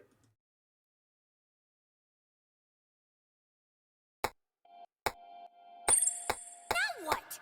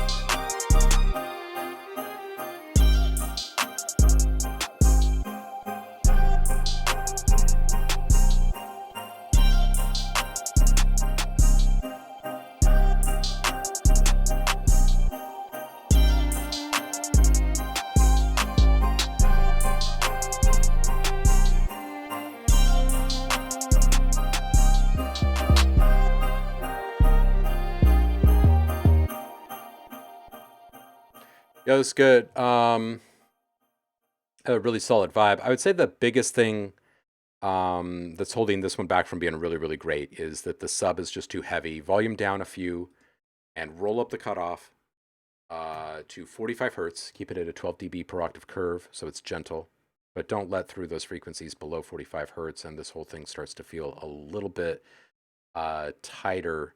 That sub, after you make the change, the EQ curve change, it could be as much as 6, even 7 dB lower that you're going to want. You're just going to have to A/B test that. And also, make sure after you wrangle in the bass, make sure you listen really critically to the track, because you might need to rebalance a couple of things and make small adjustments in parameter settings like your compression, because like I was saying before, your plugins are only registering signal strength, and you're about to reduce the biggest peaks in the overall signal of your track by a lot. It's going to change the shape. So the output from that plugin is going to be different, and that's going to have kind of a cascading effect on the rest of your stuff. So go back and make sure that you're listening critically to all the little bits and pieces, and that things don't feel like they're too slammed or anything like that. Lastly, I would say, I put a timestamp on this, but it's just kind of a general statement. A bit more change over time for the sake of interest. You've got a really solid arrangement and palette. Your mixing is good. The production quality is good. Just a couple small things, right? Like a slow-moving filter modulation on one element in the track, right? With a little bit of resonance play in there. Maybe 1 or 2 elements get a very small reversal. Maybe there's 2 transition sound effects that you put in there at a point in the arrangement where there is no transition. It's just for sonic embellishment, something that's going to align emotionally with what's happening in the moment. That's it. It was really good stuff. Really good stuff. Definitely keeps bringing stuff by. Cute. You're up. Cascadia. Love this picture.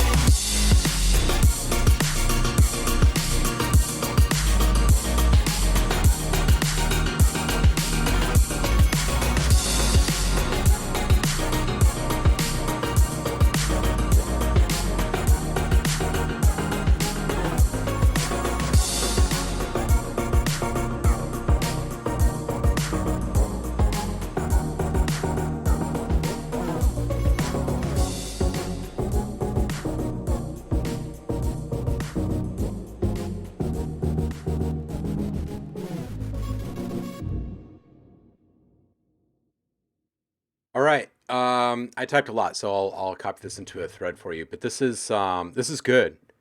There's a lot of busyness happening here, and I think that EQ work is going to be your best friend in making this even better. The kick is a little bit forward, so it's a little hot in presence for the mix, especially toward the beginning of the song. When everything's popping off there at the end, it feels way better. Luffs are a bit high in general.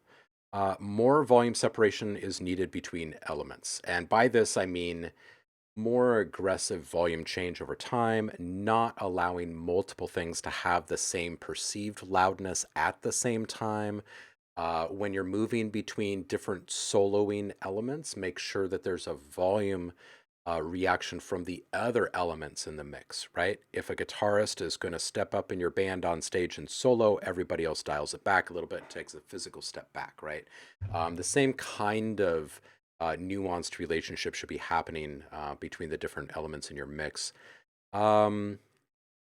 At 116, this element or this section right here could actually be a less busy mix moment entirely. Like you could bring the volume way down on a few elements or eliminate them entirely, or maybe filter out half the frequencies or something pretty significant. And I think it's going to feel really good, especially coming out of it again.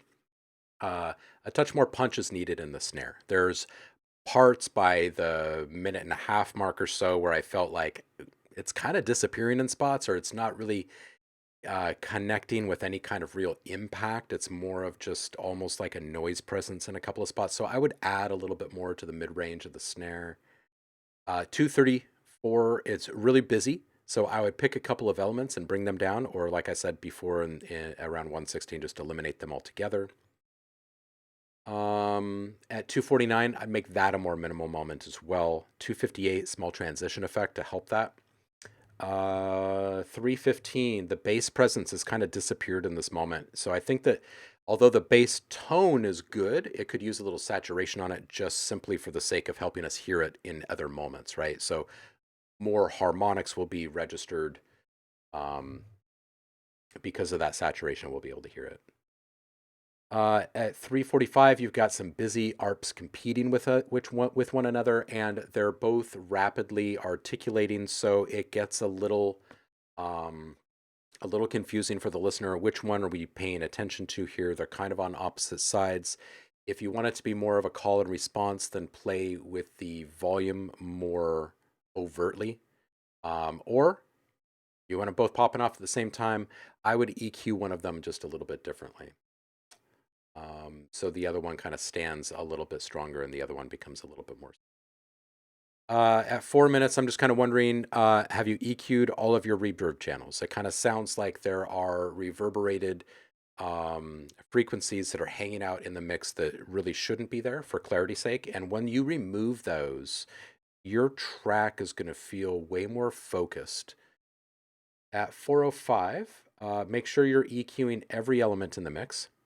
And especially in these mid-range elements, remove any unneeded frequencies below, say, 200 or 250 hertz, something like that. There's quite a bit of buildup and bloat in that frequency range when it comes to mid-low and mid-range elements anyway. And when you have a really big, busy track like this, where lots of things are popping off at the same time, oftentimes we need to slim down whatever we can there. Last couple things. First, offset the ducking parameters across elements for more organic pumping effects. So for your sidechain compression, make sure that you just load up a compressor on the different tracks instead of sending them all through one. And on those different tracks, make sure that you're setting parameters that make sense for that sound, right? Not everything needs to be ducked to the same depth, and not everything needs to be released at the same time. And the attack can be offset from one element to the next depending upon what kind of transient character it has. At 535, I would say don't be afraid to be a little more aggressive in EQing elements. This last synth standing, for instance, could be tighter. It feels like a lot of frequencies that don't need to be there, especially the lower frequencies. It keeps it feeling kind of thick. That's what I got for you. Tremtai says, might be super cheesy, but I, for some reason, feel the future bass bubble pop or mouth click sample would fit in well somewhere here. Yeah, I could feel that. I feel that. Acute. I appreciate you, homie. I'm going to paste this in for you.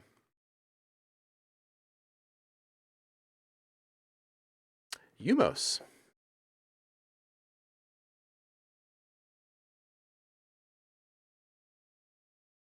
You are up. Yeah, good stuff coming in from the chat. Second week producing. Used a bunch of 90s samples. All right, these are two great things to tell us before we click on this. That's great. 2 weeks producing. All right. Everybody be super critical. Kidding. This one's called Check the Beat.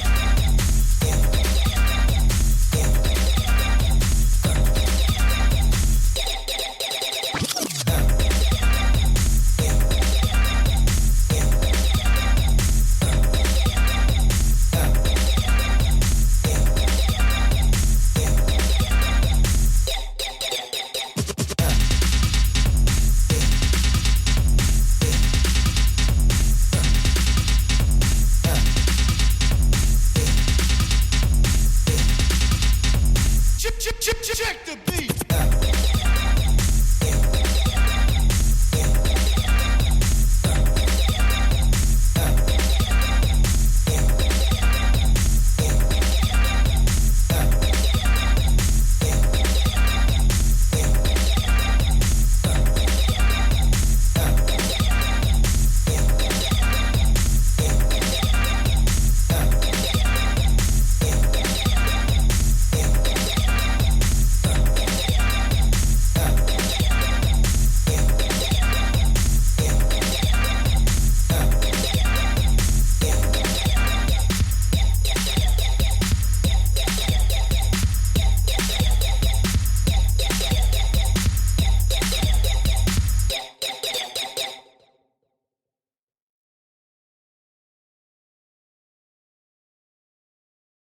All right. Everybody's liking this. Everybody likes this. Yeah, Ithfall says, hey, too short. I didn't hear the too short sample. No, I would agree. It's a little short. This is fun. It was like one of those time machine refreshing moments, like when you're out like working in the yard or cleaning up around the house or something, and you're just like working your way through a playlist, and then something comes on from like 15, 25 years ago, and you're like, oh, man, I forgot how great this album is. And then you go down that rabbit hole for a couple of months. That's the vibe that I got off this. Was like this very kind of, what is it? Kind of nostalgic, a little bit. But now I have those vibes like, man, I want to go get some stuff done. Okay, so a few things. You've been doing this for 2 weeks, so here are the first things to play with. Like until you bring another track around, work on these things. EQ your reverb. So when you're applying reverb, apply it in a parallel fashion, which means you're not going to put the reverb on the track that the sound is on. You're actually going to put it on an auxiliary track and send your sound to that. Lots of good tutorials on that out there. If you hit a wall on that, circle back with us. Next week we'll help you out. I do like the slapback style reverb that you're using. I would just maybe EQ it just a little bit. Get the lowest frequencies out. I really dig the vibe. Filters. I think it's a good place for you to start. Spend a little bit of time playing around with filter modulation on a few of your sounds. I really like the ideas that you're already playing with, so don't change those. But they do feel a little elementary, right? Obviously, you've only been doing this for a couple of weeks, so give yourself a chance to get a little bit more of that kind of playful vibe in there. And filters are a really safe and easy way to start getting that done. Once you start to build up some confidence with little simple maneuvers like modulating filters in cool ways, you're going to feel like it's more possible for you to like step out and start playing with the next thing. But with this old school vibe, I probably wouldn't do much more than just filters right now. This is good stuff.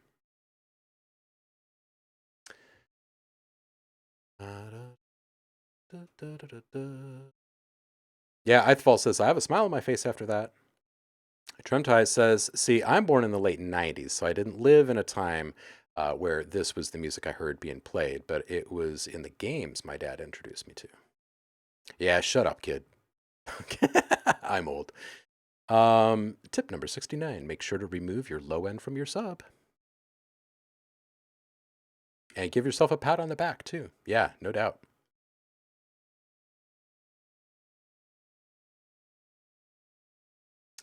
Yeah, general rule of thumb, and this is another thing that you can start working on, whether it's on an actual track or you're just playing with sounds.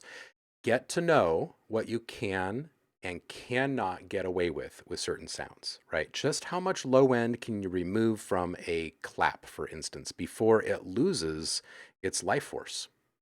You know what I mean? Right? How much of the middle frequencies can you cut out of a pad, for instance, without it starting to feel flat, right? Start to make some correlations there. Let's see what Kwame is making this week. Kwame, you sexy beast. Are you in here right now?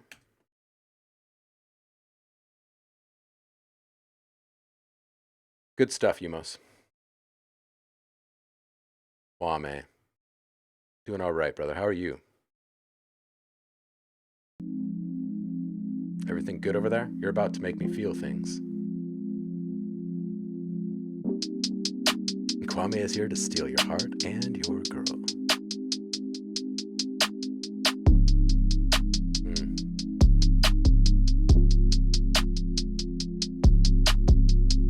Got that rumble.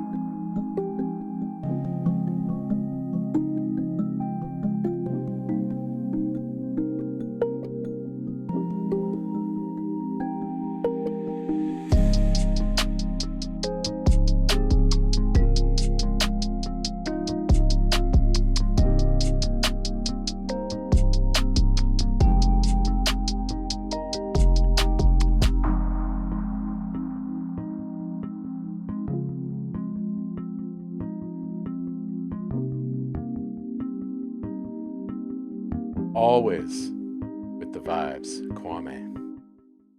Kwame just doesn't know how to do it any other way. Dude, this is freaking gorgeous, Kwame. Like, I would take a little off the highs of that hi-hat, as a couple other people agree, and that's it. Like, I just bounce this, man. When is the album going to be here? It's going to be like 40 tracks, and it's going to come with its own wet bar and like crushed velvet robe or something.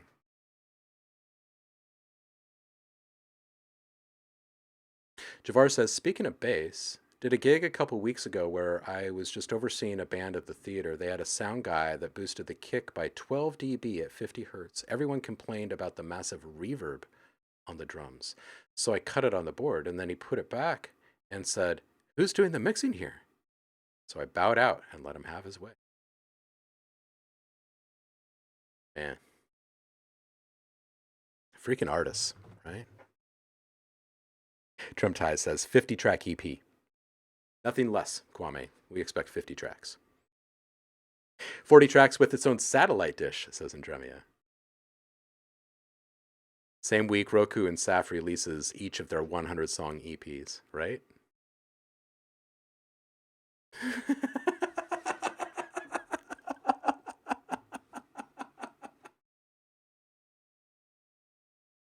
All of a sudden, Roku's like going all MMA over here. People are losing their faces. All right, let's see what Central cooked up this week. Kwame. Man. Whew. Right, Jafar? Isn't that nice when people look around and they see that you're not the one in charge of that mistake, and you're like sitting by looking at that guy with the same look? It feels better, doesn't it?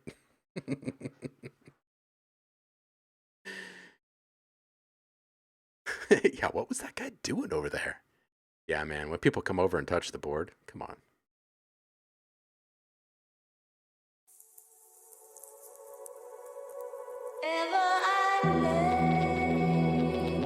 Oh, yeah.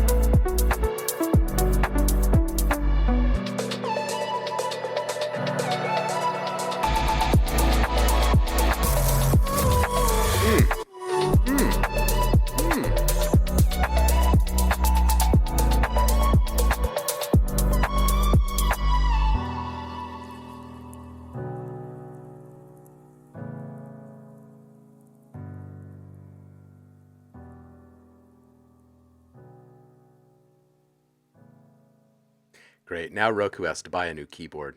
It's over there drooling all over it. Dude, seriously?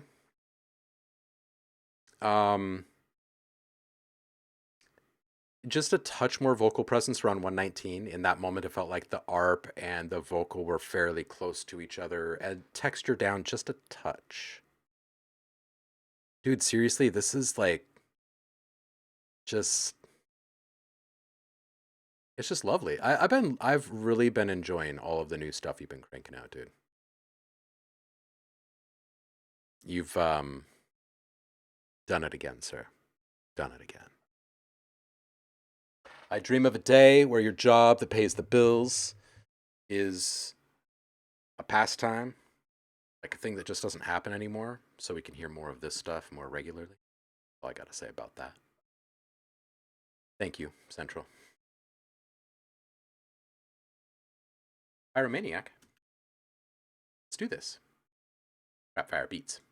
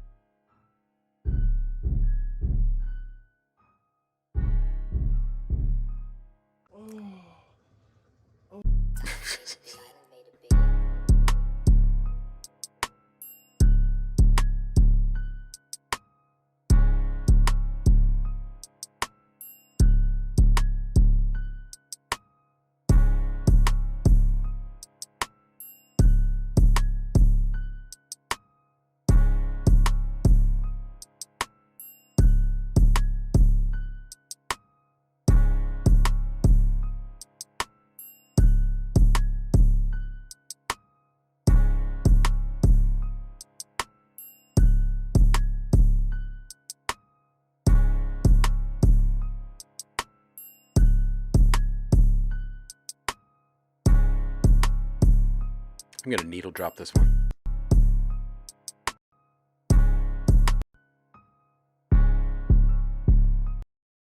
Okay, so Pyromaniac, a couple things. Solid beginning to a good beat, but definitely need more change over time, character, and interest. If it's just going to loop for 2.5 minutes, people are going to look at it and think, I could have bought a 30-minute loop. Or I mean, a 30-second loop instead of a 2.5-minute loop would have been a lot cheaper. You know what I mean? Because it's just going to loop. So give them a reason to really want to get all the way through the 2.5 minutes, and that also gives you a way to chop up your beat and sell it in different ways. The other thing I would throw out there is that if you are serious about actually selling your stuff, do not go anywhere near the little subliminal porn stuff. We'll leave it at that. Just because it's going to get flagged and then it's going to get taken down because someone isn't having a good day or whatever. And then it just sucks for you. So that's what I got for you. This next one's Fuckhead.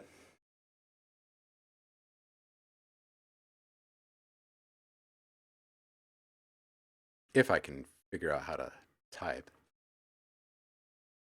There we go. Wounded Healer.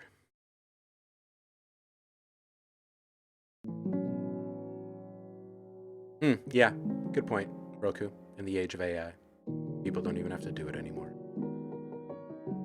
This is nice.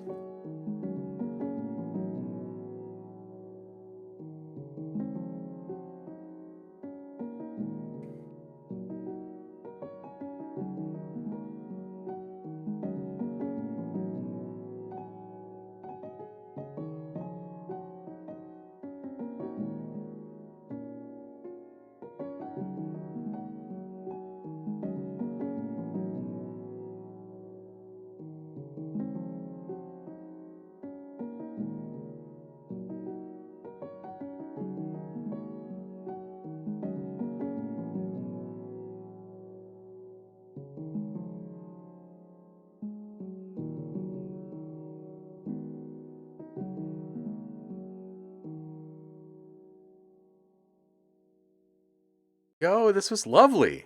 This was nice. And when you have something making Roku pop up and say something when it's just piano, you know you're doing something right. Man, I like this. It's a little on the like cloudy side, audio wise, but the piano, like the orchestrate, the composition is awesome. It's really good.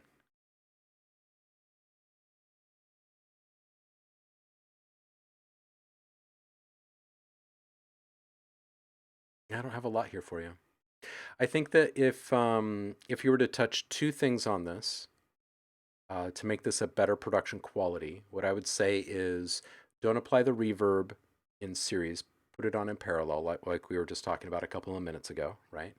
Send your sound to the reverb, and then that way you can bring up the reverb to the exact level that you want it, and only allow frequencies through that you really want to come through. And then the other thing is just EQ. Just EQ. When you have just a piano solo and you don't have like some crazy recording setup, you might need to play with the EQ just a little bit to get the flavor and the character like right in line with what you're wanting.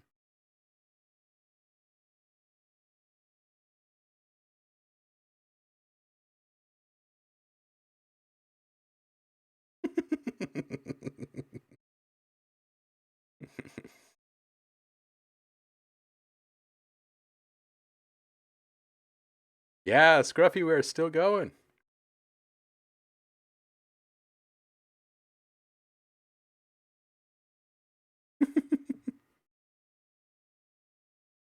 Yeah, I think everybody likes this one. That's good stuff. I want to hear more. Richard, you deserve punishment. No more major over minor chords unless done right. Oh, great. Great. Poor Rich. He's in trouble. Lush, you're up. Chainsmokers remix.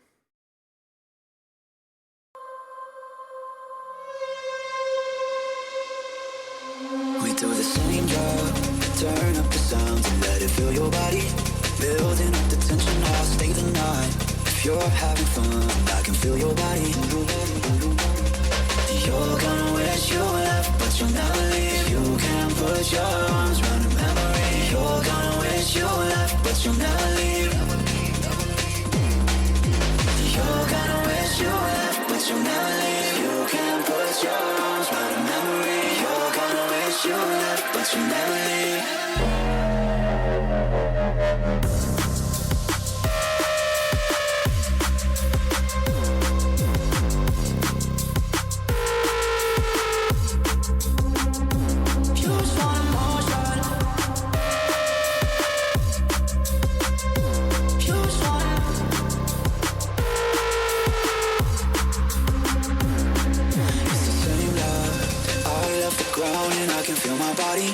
Lost in your dimension, I'll stay a while.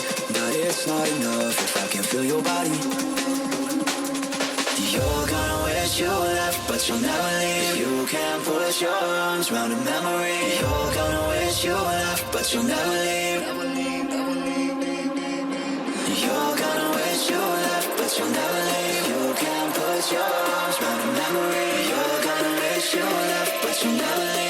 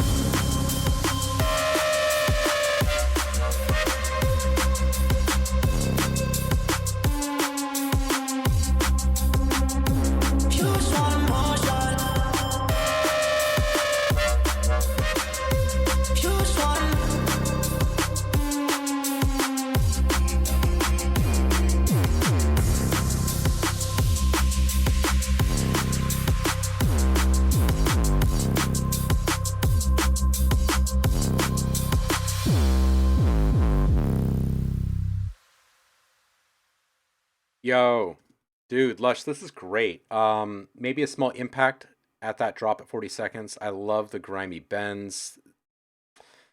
Synth's tasty. Loves her pushed a bit. But feels just a little crowded. Volume wise. Want a little more push in the punch. In the kick and snare. Roku. Man, I'm just not. Maybe it's auto correcting me, but all over the place with my spelling. I definitely hear Roku on the click too. He's making a good point. But having just a little bit more oomph on that snare too would be good. That's the kick that is over dominating in high end energy that makes the snare feel weak. Ah, okay, yeah. I mean, Roku's a smart guy. Not sure he's been wrong. Well, no, there was the day that he came in and he said he was wrong about some shit, but when we listened back, he wasn't actually wrong, so kind of technically a mistake. I don't know. He's Dutch. It could be a cultural thing too. Maybe they're just always right. Dremtai says, I think it's a question of sidechaining or tighter compression EQ. Trem says, Roku beat me to it. Don't listen to me. I wear clogs. Say no more.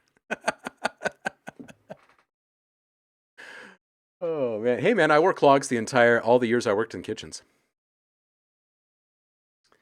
Absolutely. Trem ties. He's actually a little mouse. He just controls the guy that we all know as Roku, huh? Little mouse sitting on his shoulder. Yeah. Mention the luffs.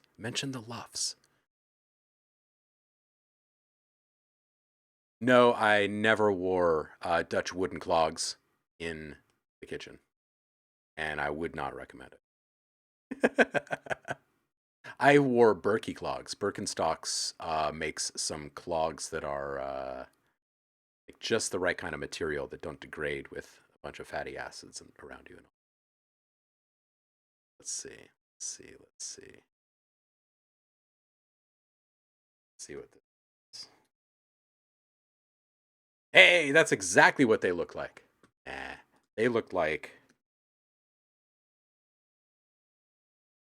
these. They're quite lame in comparison.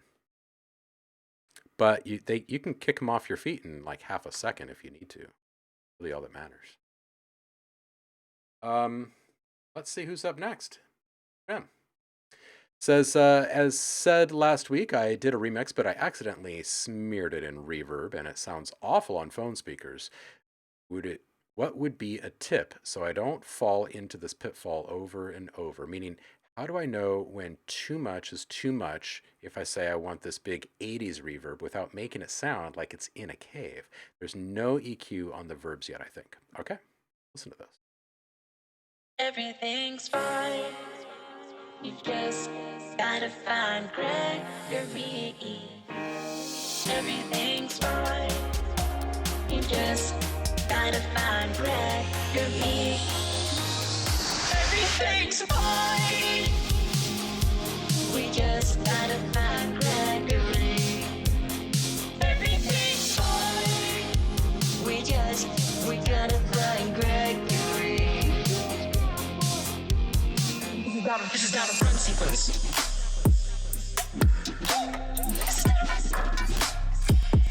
This is not a run sequence.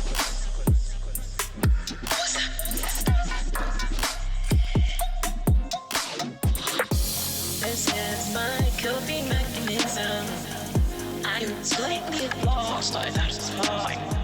Does this give me a free pass?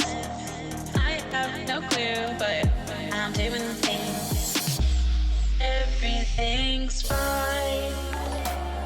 You just gotta find Gregory. Everything's fine. You just gotta find Gregory.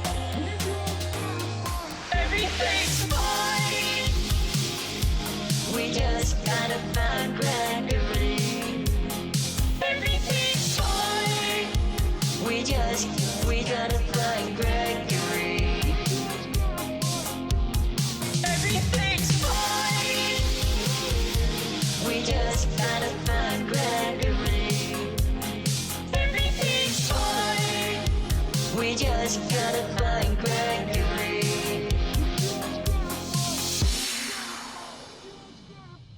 Yo, okay, Trem, I think, you might be a little bit closer than you think, and I see what Roku's saying too. I agree. And it comes down to some math. first, which is going to be the pre-delay. And then there's the matter of decay and EQ. Pardon me. All right, so calculate the best pre-delay. There's mathematical formula if you want. Okay, you take your, thank you, you guys. You take your BPM to calculate, you know, how many beats per second instead of beats per minute. You use your BPM to calculate exactly the amount of time that, say, a 16th note takes. It's actually pretty simple. Let's see if we can figure out how to do this in a minute. You do not actually have to do this. But, all right, you've got a BPM of, say, what, 120. Yeah, you could also just look it up in the interwebs, right? But it's 120 beats per minute, but it's not minutes, right? Yeah, there are tables for it. It's true. All right, so what do? We divide by? Divide by?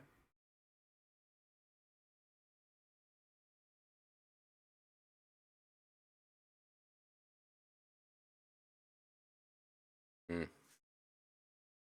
32 milliseconds for a long one, 16 milliseconds for a middling sound. It kind of depends on exactly what it is you are putting the reverb on, but you can use subdivisions of that median value.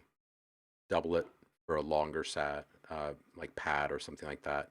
Halve it for something percussive like drums. Roku's just put a link in the chat. Yeah, so here you go. You've got all of these values here just based upon a BPM. And this is how you do it. So then after that, it's about decay, right? You want it to decay at just the right rate. And if you want the 80s vibe, dial up a couple of 80s songs.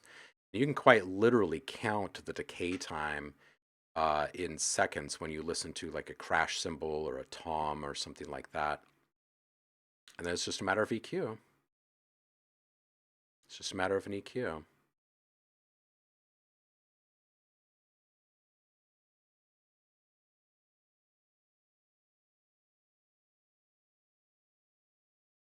Right? Yeah, it's pretty solid.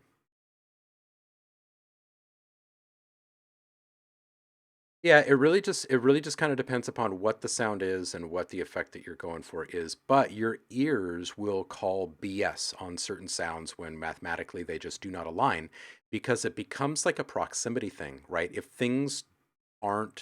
there isn't a natural call and response timing to it, right? Then our brain is just like, that's not real. Gonna dismiss it. That's not satisfying. And of course, our brain isn't using English when it tells us these things. It's just like, ew, or very specific. Stupid ears. Other than that, it's good.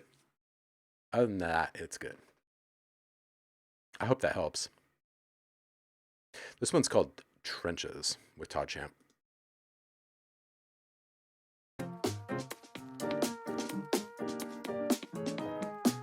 I do like drums, something good.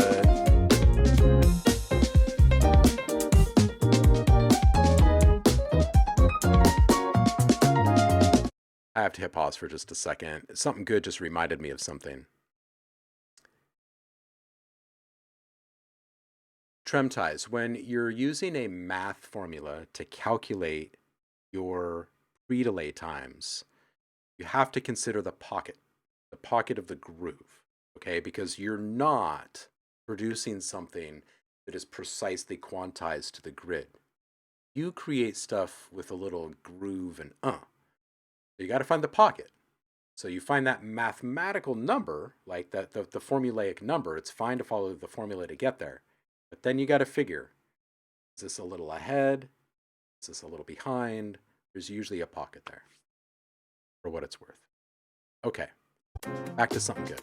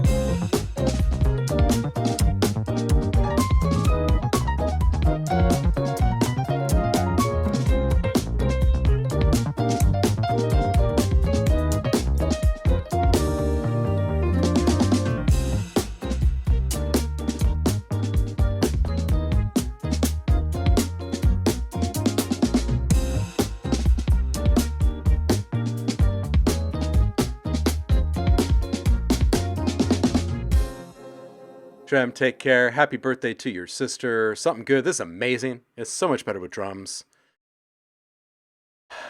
Someone clean up on aisle Roku. Clean up on aisle Roku. This is great. This is great. This is great.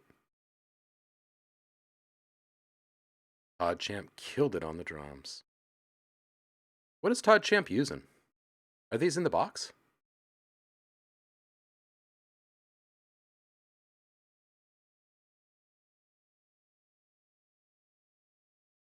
Point still stands. Bye, Tremties. It still has the same problem that it had last week, which is that it's pretty short. It's my feedback for you. That, and it's so much better with drums. And look at this. It's as if they walked into class together. Samsung. I think he's using music producer steroids. It's long enough. When it's that good, it doesn't even have to be 2 minutes. That's all I know. All right, let's see what Samsung's doing. Weight of the world on your shoulders. I feel your waist and need your mind. What? I must be favored to know, yeah. I take my hands and trace your lines. It's the way that you can ride. It's the way that you can ride. We can match you in another life. So break me up another time. You wrap around me and you give me that. And that's why night after night I'll be fucking you right. Monday, Tuesday, Wednesday, Thursday, Friday, Saturday, Sunday. Monday, Tuesday, Wednesday, Thursday, Friday, Saturday. Every hour, every minute, every second. Night after night I'll be fucking you right 7 days a week. You love when I jump right in. All of me, I'm a foreign. Show you what devotion is. Deeper than the ocean is. Find it back, I'll take it slow. Leave you with that afterglow. Show you what devotion is. Deeper than the ocean is. It's the way that you can ride. It's the way that you can ride. We can match you in another life. So break me up another time. You wrap around me and you give me life. And that's why night after night I'll be fucking you right.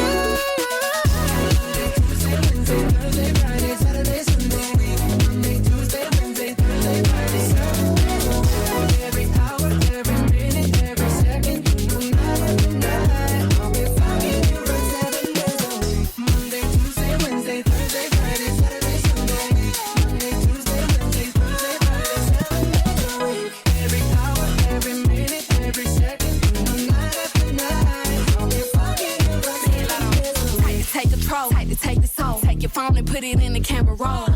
Leave them clothes at the door. What you ain't for? Better come and hit your goal. He jumping in both feet. Going to the sun up, we ain't getting no sleep. 7 days a week, 7 different sheets, 7 different angles. I could be your fantasy. Open up, say, come here, baby, let me swallow your pride. What you want, I can match your vibe. Hit me up and I'ma try slide. You make Mondays feel like weekends. I make him never think about cheating. Got you skipping work and me. Fucking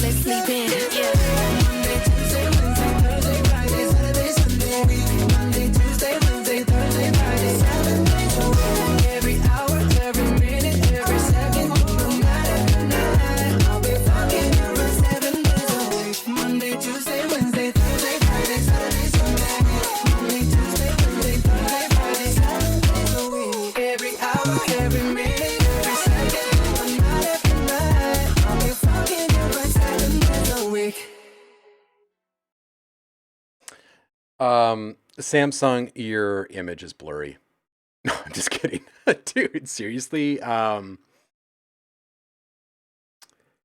It's pretty hard limited, so it gets a little distorted at times, and the bass, the low end of the bass is a little flubby. Of course, this is awesome. It's like super infectious, and you've like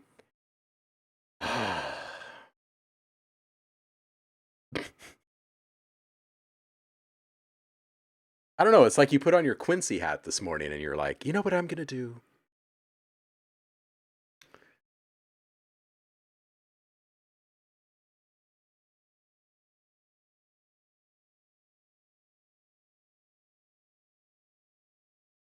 You know?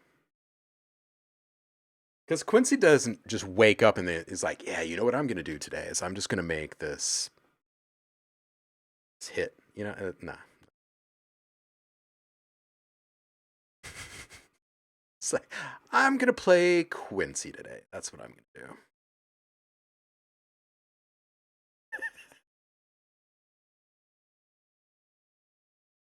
do. The rest of us are like, man, I'm gonna wake up, I'm gonna play some bass, or hey, I'm gonna play the keyboard for a little while this morning. Samsung. He's like, all right, I'm gonna orchestrate these 82 tracks really quick. Make something fierce.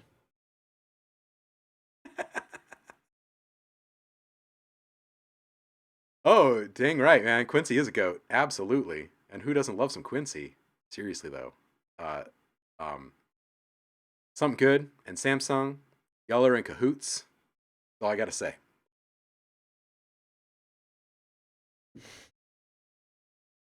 Hustle. Do this. Hey, we're almost there, you guys. I was just having that feeling of like, oh, it's almost time to like get up and stretch and stuff, and I think it is.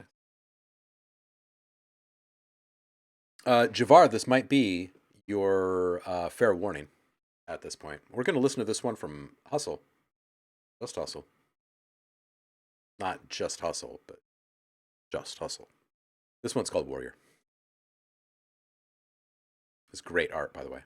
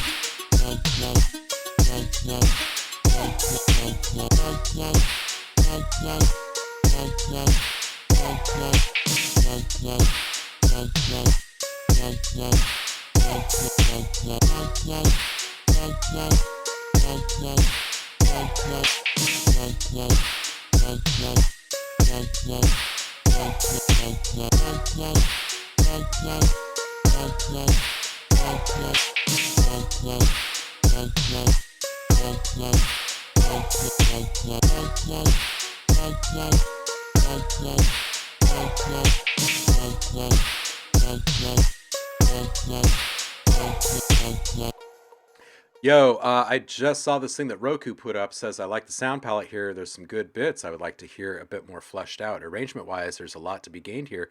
Be bold, my dude, and try not to feel restrained in exploration. And I would agree with that.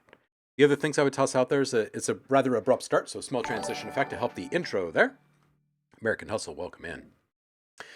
I would move the flute out of center just a bit more and kind of lean more into the stereo effect, the panning effect you got going there, because it's nice. And just in general, as Roku's saying, more change over time for the sake of interest. It doesn't have to be super flashy, and it doesn't have to be like complex or anything that takes away from the vibe that you've developed. This is more just going to be like, you built a mighty fine house here. Now you need to decorate it, kind of a thing. You know what I mean? Like, this is just purely sonic embellishments at this point.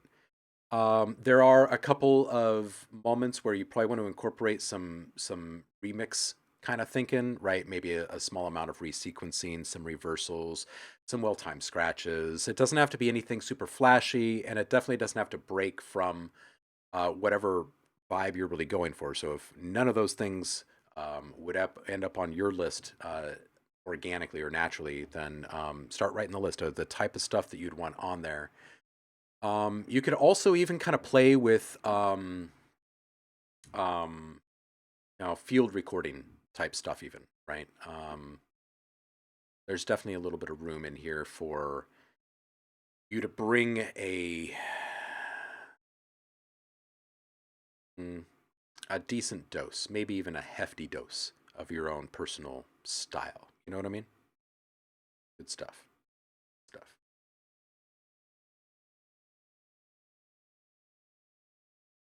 And Tremia, you built a mighty fine house here. Now you just need to decorate it. That's perfect. I'm glad you think so. Some of my analogies just kind of fall flat, huh? Heavy dose of acid? No, just a heavy dose of self. You know, I say this every once in a while, you know, like, hey, this sounds great. It also feels safe. You know what I mean? Like, this feels pretty safe. Like, there's no way that could fail. You put that out there, you can get a couple of sales. But if you want a bunch of sales, then definitely play a little bit more. And also, when you do that, it's okay to do the exploratory, like, I'm not sure where I'm going to go with this, so I'm just going to click around and make some changes with my mouse kind of thing. But once you stumble into the direction that you want to go, like, you find a little bit of ear candy and you're like, ooh, this is it. Now I just need to figure out how to deliver it. Switch to putting your hands on knobs and faders. Don't do it with your mouse. Try to get it as organically as you can, because a lot of stuff in this arrangement right now feels pretty on the grid, and if you just add a few little flavorful bits here and there that are not on the grid, it's gonna give this thing a bit more of a organic feel to the group. Hope that all helps. Sir, your style has some heft. Yes, Javar, yes. All right, Ithval says, damn, put this in private instead of here. All right. I had this track up the other month with a sampled vocal. This time we've got a singer in and then reworked the strings. I still think there's work to do. Be interesting to hear your view on the balance. How does the vocal sit? It's lost a bit of punch since the last time, but I think the main issue to tackle right now is the arrangement and transitions. What do all you good people think? Let's do this. Hey, Connor, welcome in. Happy Friday to you.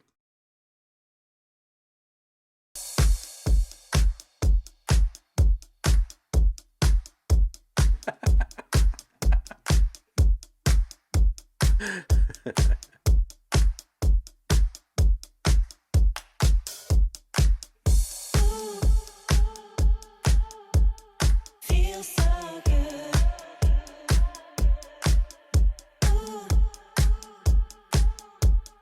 Feels so good.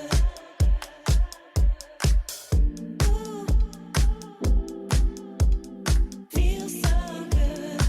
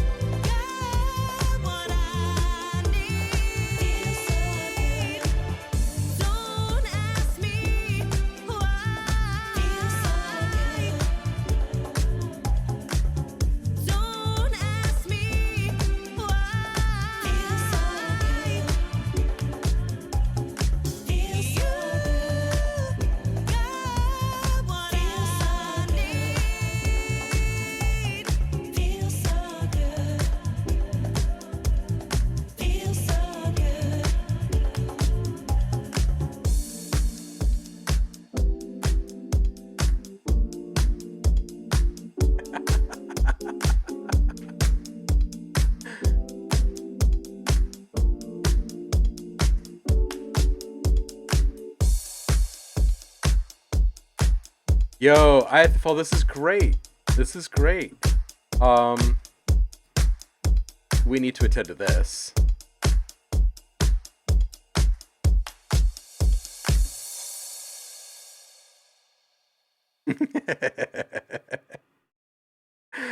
Rich loves it. Where's the cowbell? I mean, I heard the tiny little tapping in there, but where's the... New vocals are great, by the way. I don't find the bass to be too loud, and I'm vibing on what Roku was saying. Honestly, I'd say that a little touch of saturation on the bass would feel nice, though. If I had just a little bit more character. It's very smooth. It's warm. It fits the bill. But if I had just a little bit of texture on it, I feel like it would be even more pleasing. Perks at 255, up a bit, please. It's like they're buried and they deserve to have their moment because they're adding a little sauce to the groove. So up a little bit and then plus some saturation until they ring. Just something really simple, nothing gritty. And then the mix itself feels a little bit flat overall. So I think it wants a little bit of tube for shine and warmth. That's what I'm saying. Connor. No, it won't hurt him, but he's probably wanted me to come out of this room for a long time now. So I'm gonna go drive across town and say hello to a friend on their birthday. Because you need to make them more varied. All right, turn them up anyway. I hear you. I hear you. I hear you. Connor Price, do you have a track for us to listen to? We got time for one. And then we're going to go visit Javar, because I think Javar just bounced from the chat, and he's fired up a live stream. So,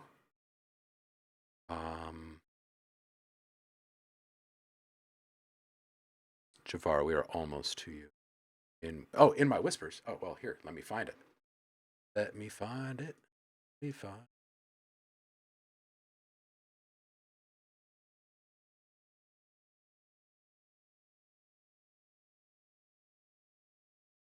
Oh, you're probably talking on Twitch, huh? Hold on just a second. Hold on just a second.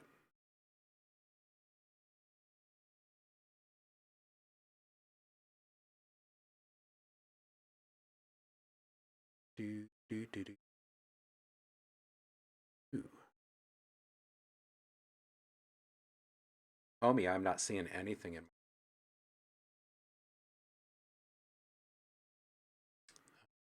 Let's refresh this whole browser and see.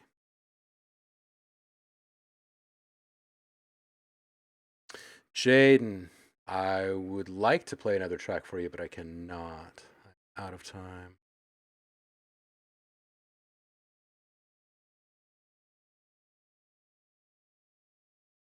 There it is. There it is. There it is. All right, let's do this.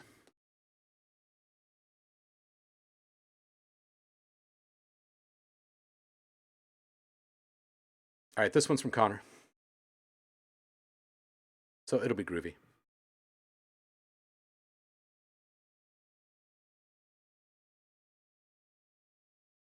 Oh, look. Connor's making Peloton commercials now.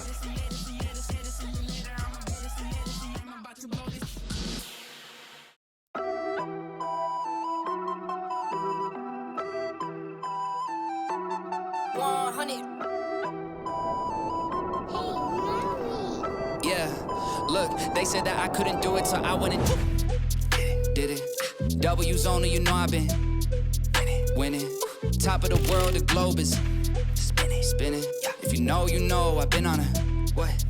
Mission. Go. Okay, let's get it. Got a little time on my hands like a wristwatch. I don't got time for the brakes and the pit stop. Race through the gridlock, take it like Chris Rock. Right to the chin, still win. Heavy metals like Slipknot. Got the driving, I got tunnel vision. I just hit my stride the way I run the business. I've been making paper like I'm Dunder Mifflin. See the end game, I got one division. Look, I don't ever bother with a critic. Hit him with a chronicle of Riddick. Boom, bottle full of Ritalin. I hit him with a little bit of riddle me this, riddle me that. My bad, fell asleep at the gas.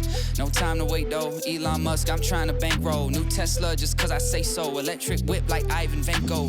I just did it. W's only, you know I've been winning. Top of the world, the globe is spinning. If you know, you know, I've been on it.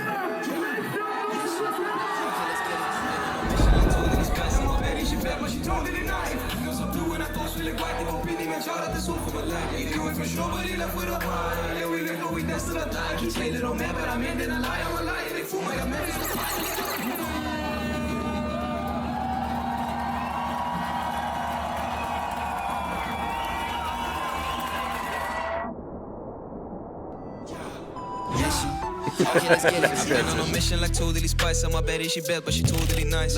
Nails are blue en haar toes wil ik white. Ik compie niet met jou, dat is zo voor mijn lijk. He knew it for sure, but he left with a why. Yeah, we live, but we destined to die. And you tell it on me, but I'm ending a lie. I'm a lie en ik voel me net Memphis de paai. En ik jag op de koet in de Somebody's got a nice eigenlijk mic. rennen we lopen misschien. En ik wil niet eens kijken, mijn ogen die zien. En ze reden niet genoeg dat ik kopen we 10. Hoef in een bean. Hier co-star. I got 5 on my name, I got no star. Come to me just to see how my shows are. They said that I couldn't do it, so I went and did it. W's only, you know I've been winning. Top of the world, the globe is spinning. If you know, you know, I've been on a what? Mission. Go. Okay, let's get it. Yo.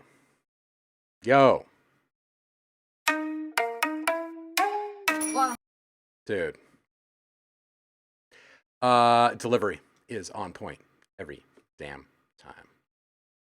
And if I had my druthers, we'd sit here for another half hour and just listen to some more of your tracks. This one was tight. I like it. This one was good. Try me a calling for shout outs. Hey, let's dip over here and I'll click this button here and I'll click this other one over here. We'll see if our boy Javar is up right now. Connor, what do you got going on right now? When is your next track going to drop? What are you working on right now? Whoa, I don't see him. I know Javar.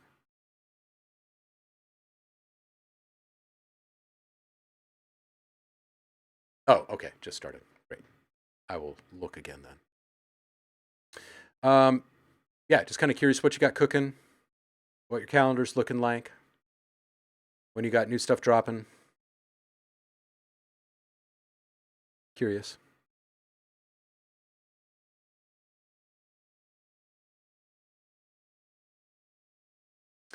I would say yes to Tap Daddy Beats, but we did that yesterday or day before, and we're now going to go visit Javar because he just fired up a stream and he's been sitting in our chat constantly for years, and we love him. I appreciate all you guys. That raid's about to start in a minute. I appreciate you all. I hope you have a great weekend. Stay inspired. Make something fantastic this weekend. We'll listen to it on the flip. I'll see you guys on the other side. We're going to make a whole bunch of new sounds next week, so I guess prepare for that. Appreciate you people. Peace out.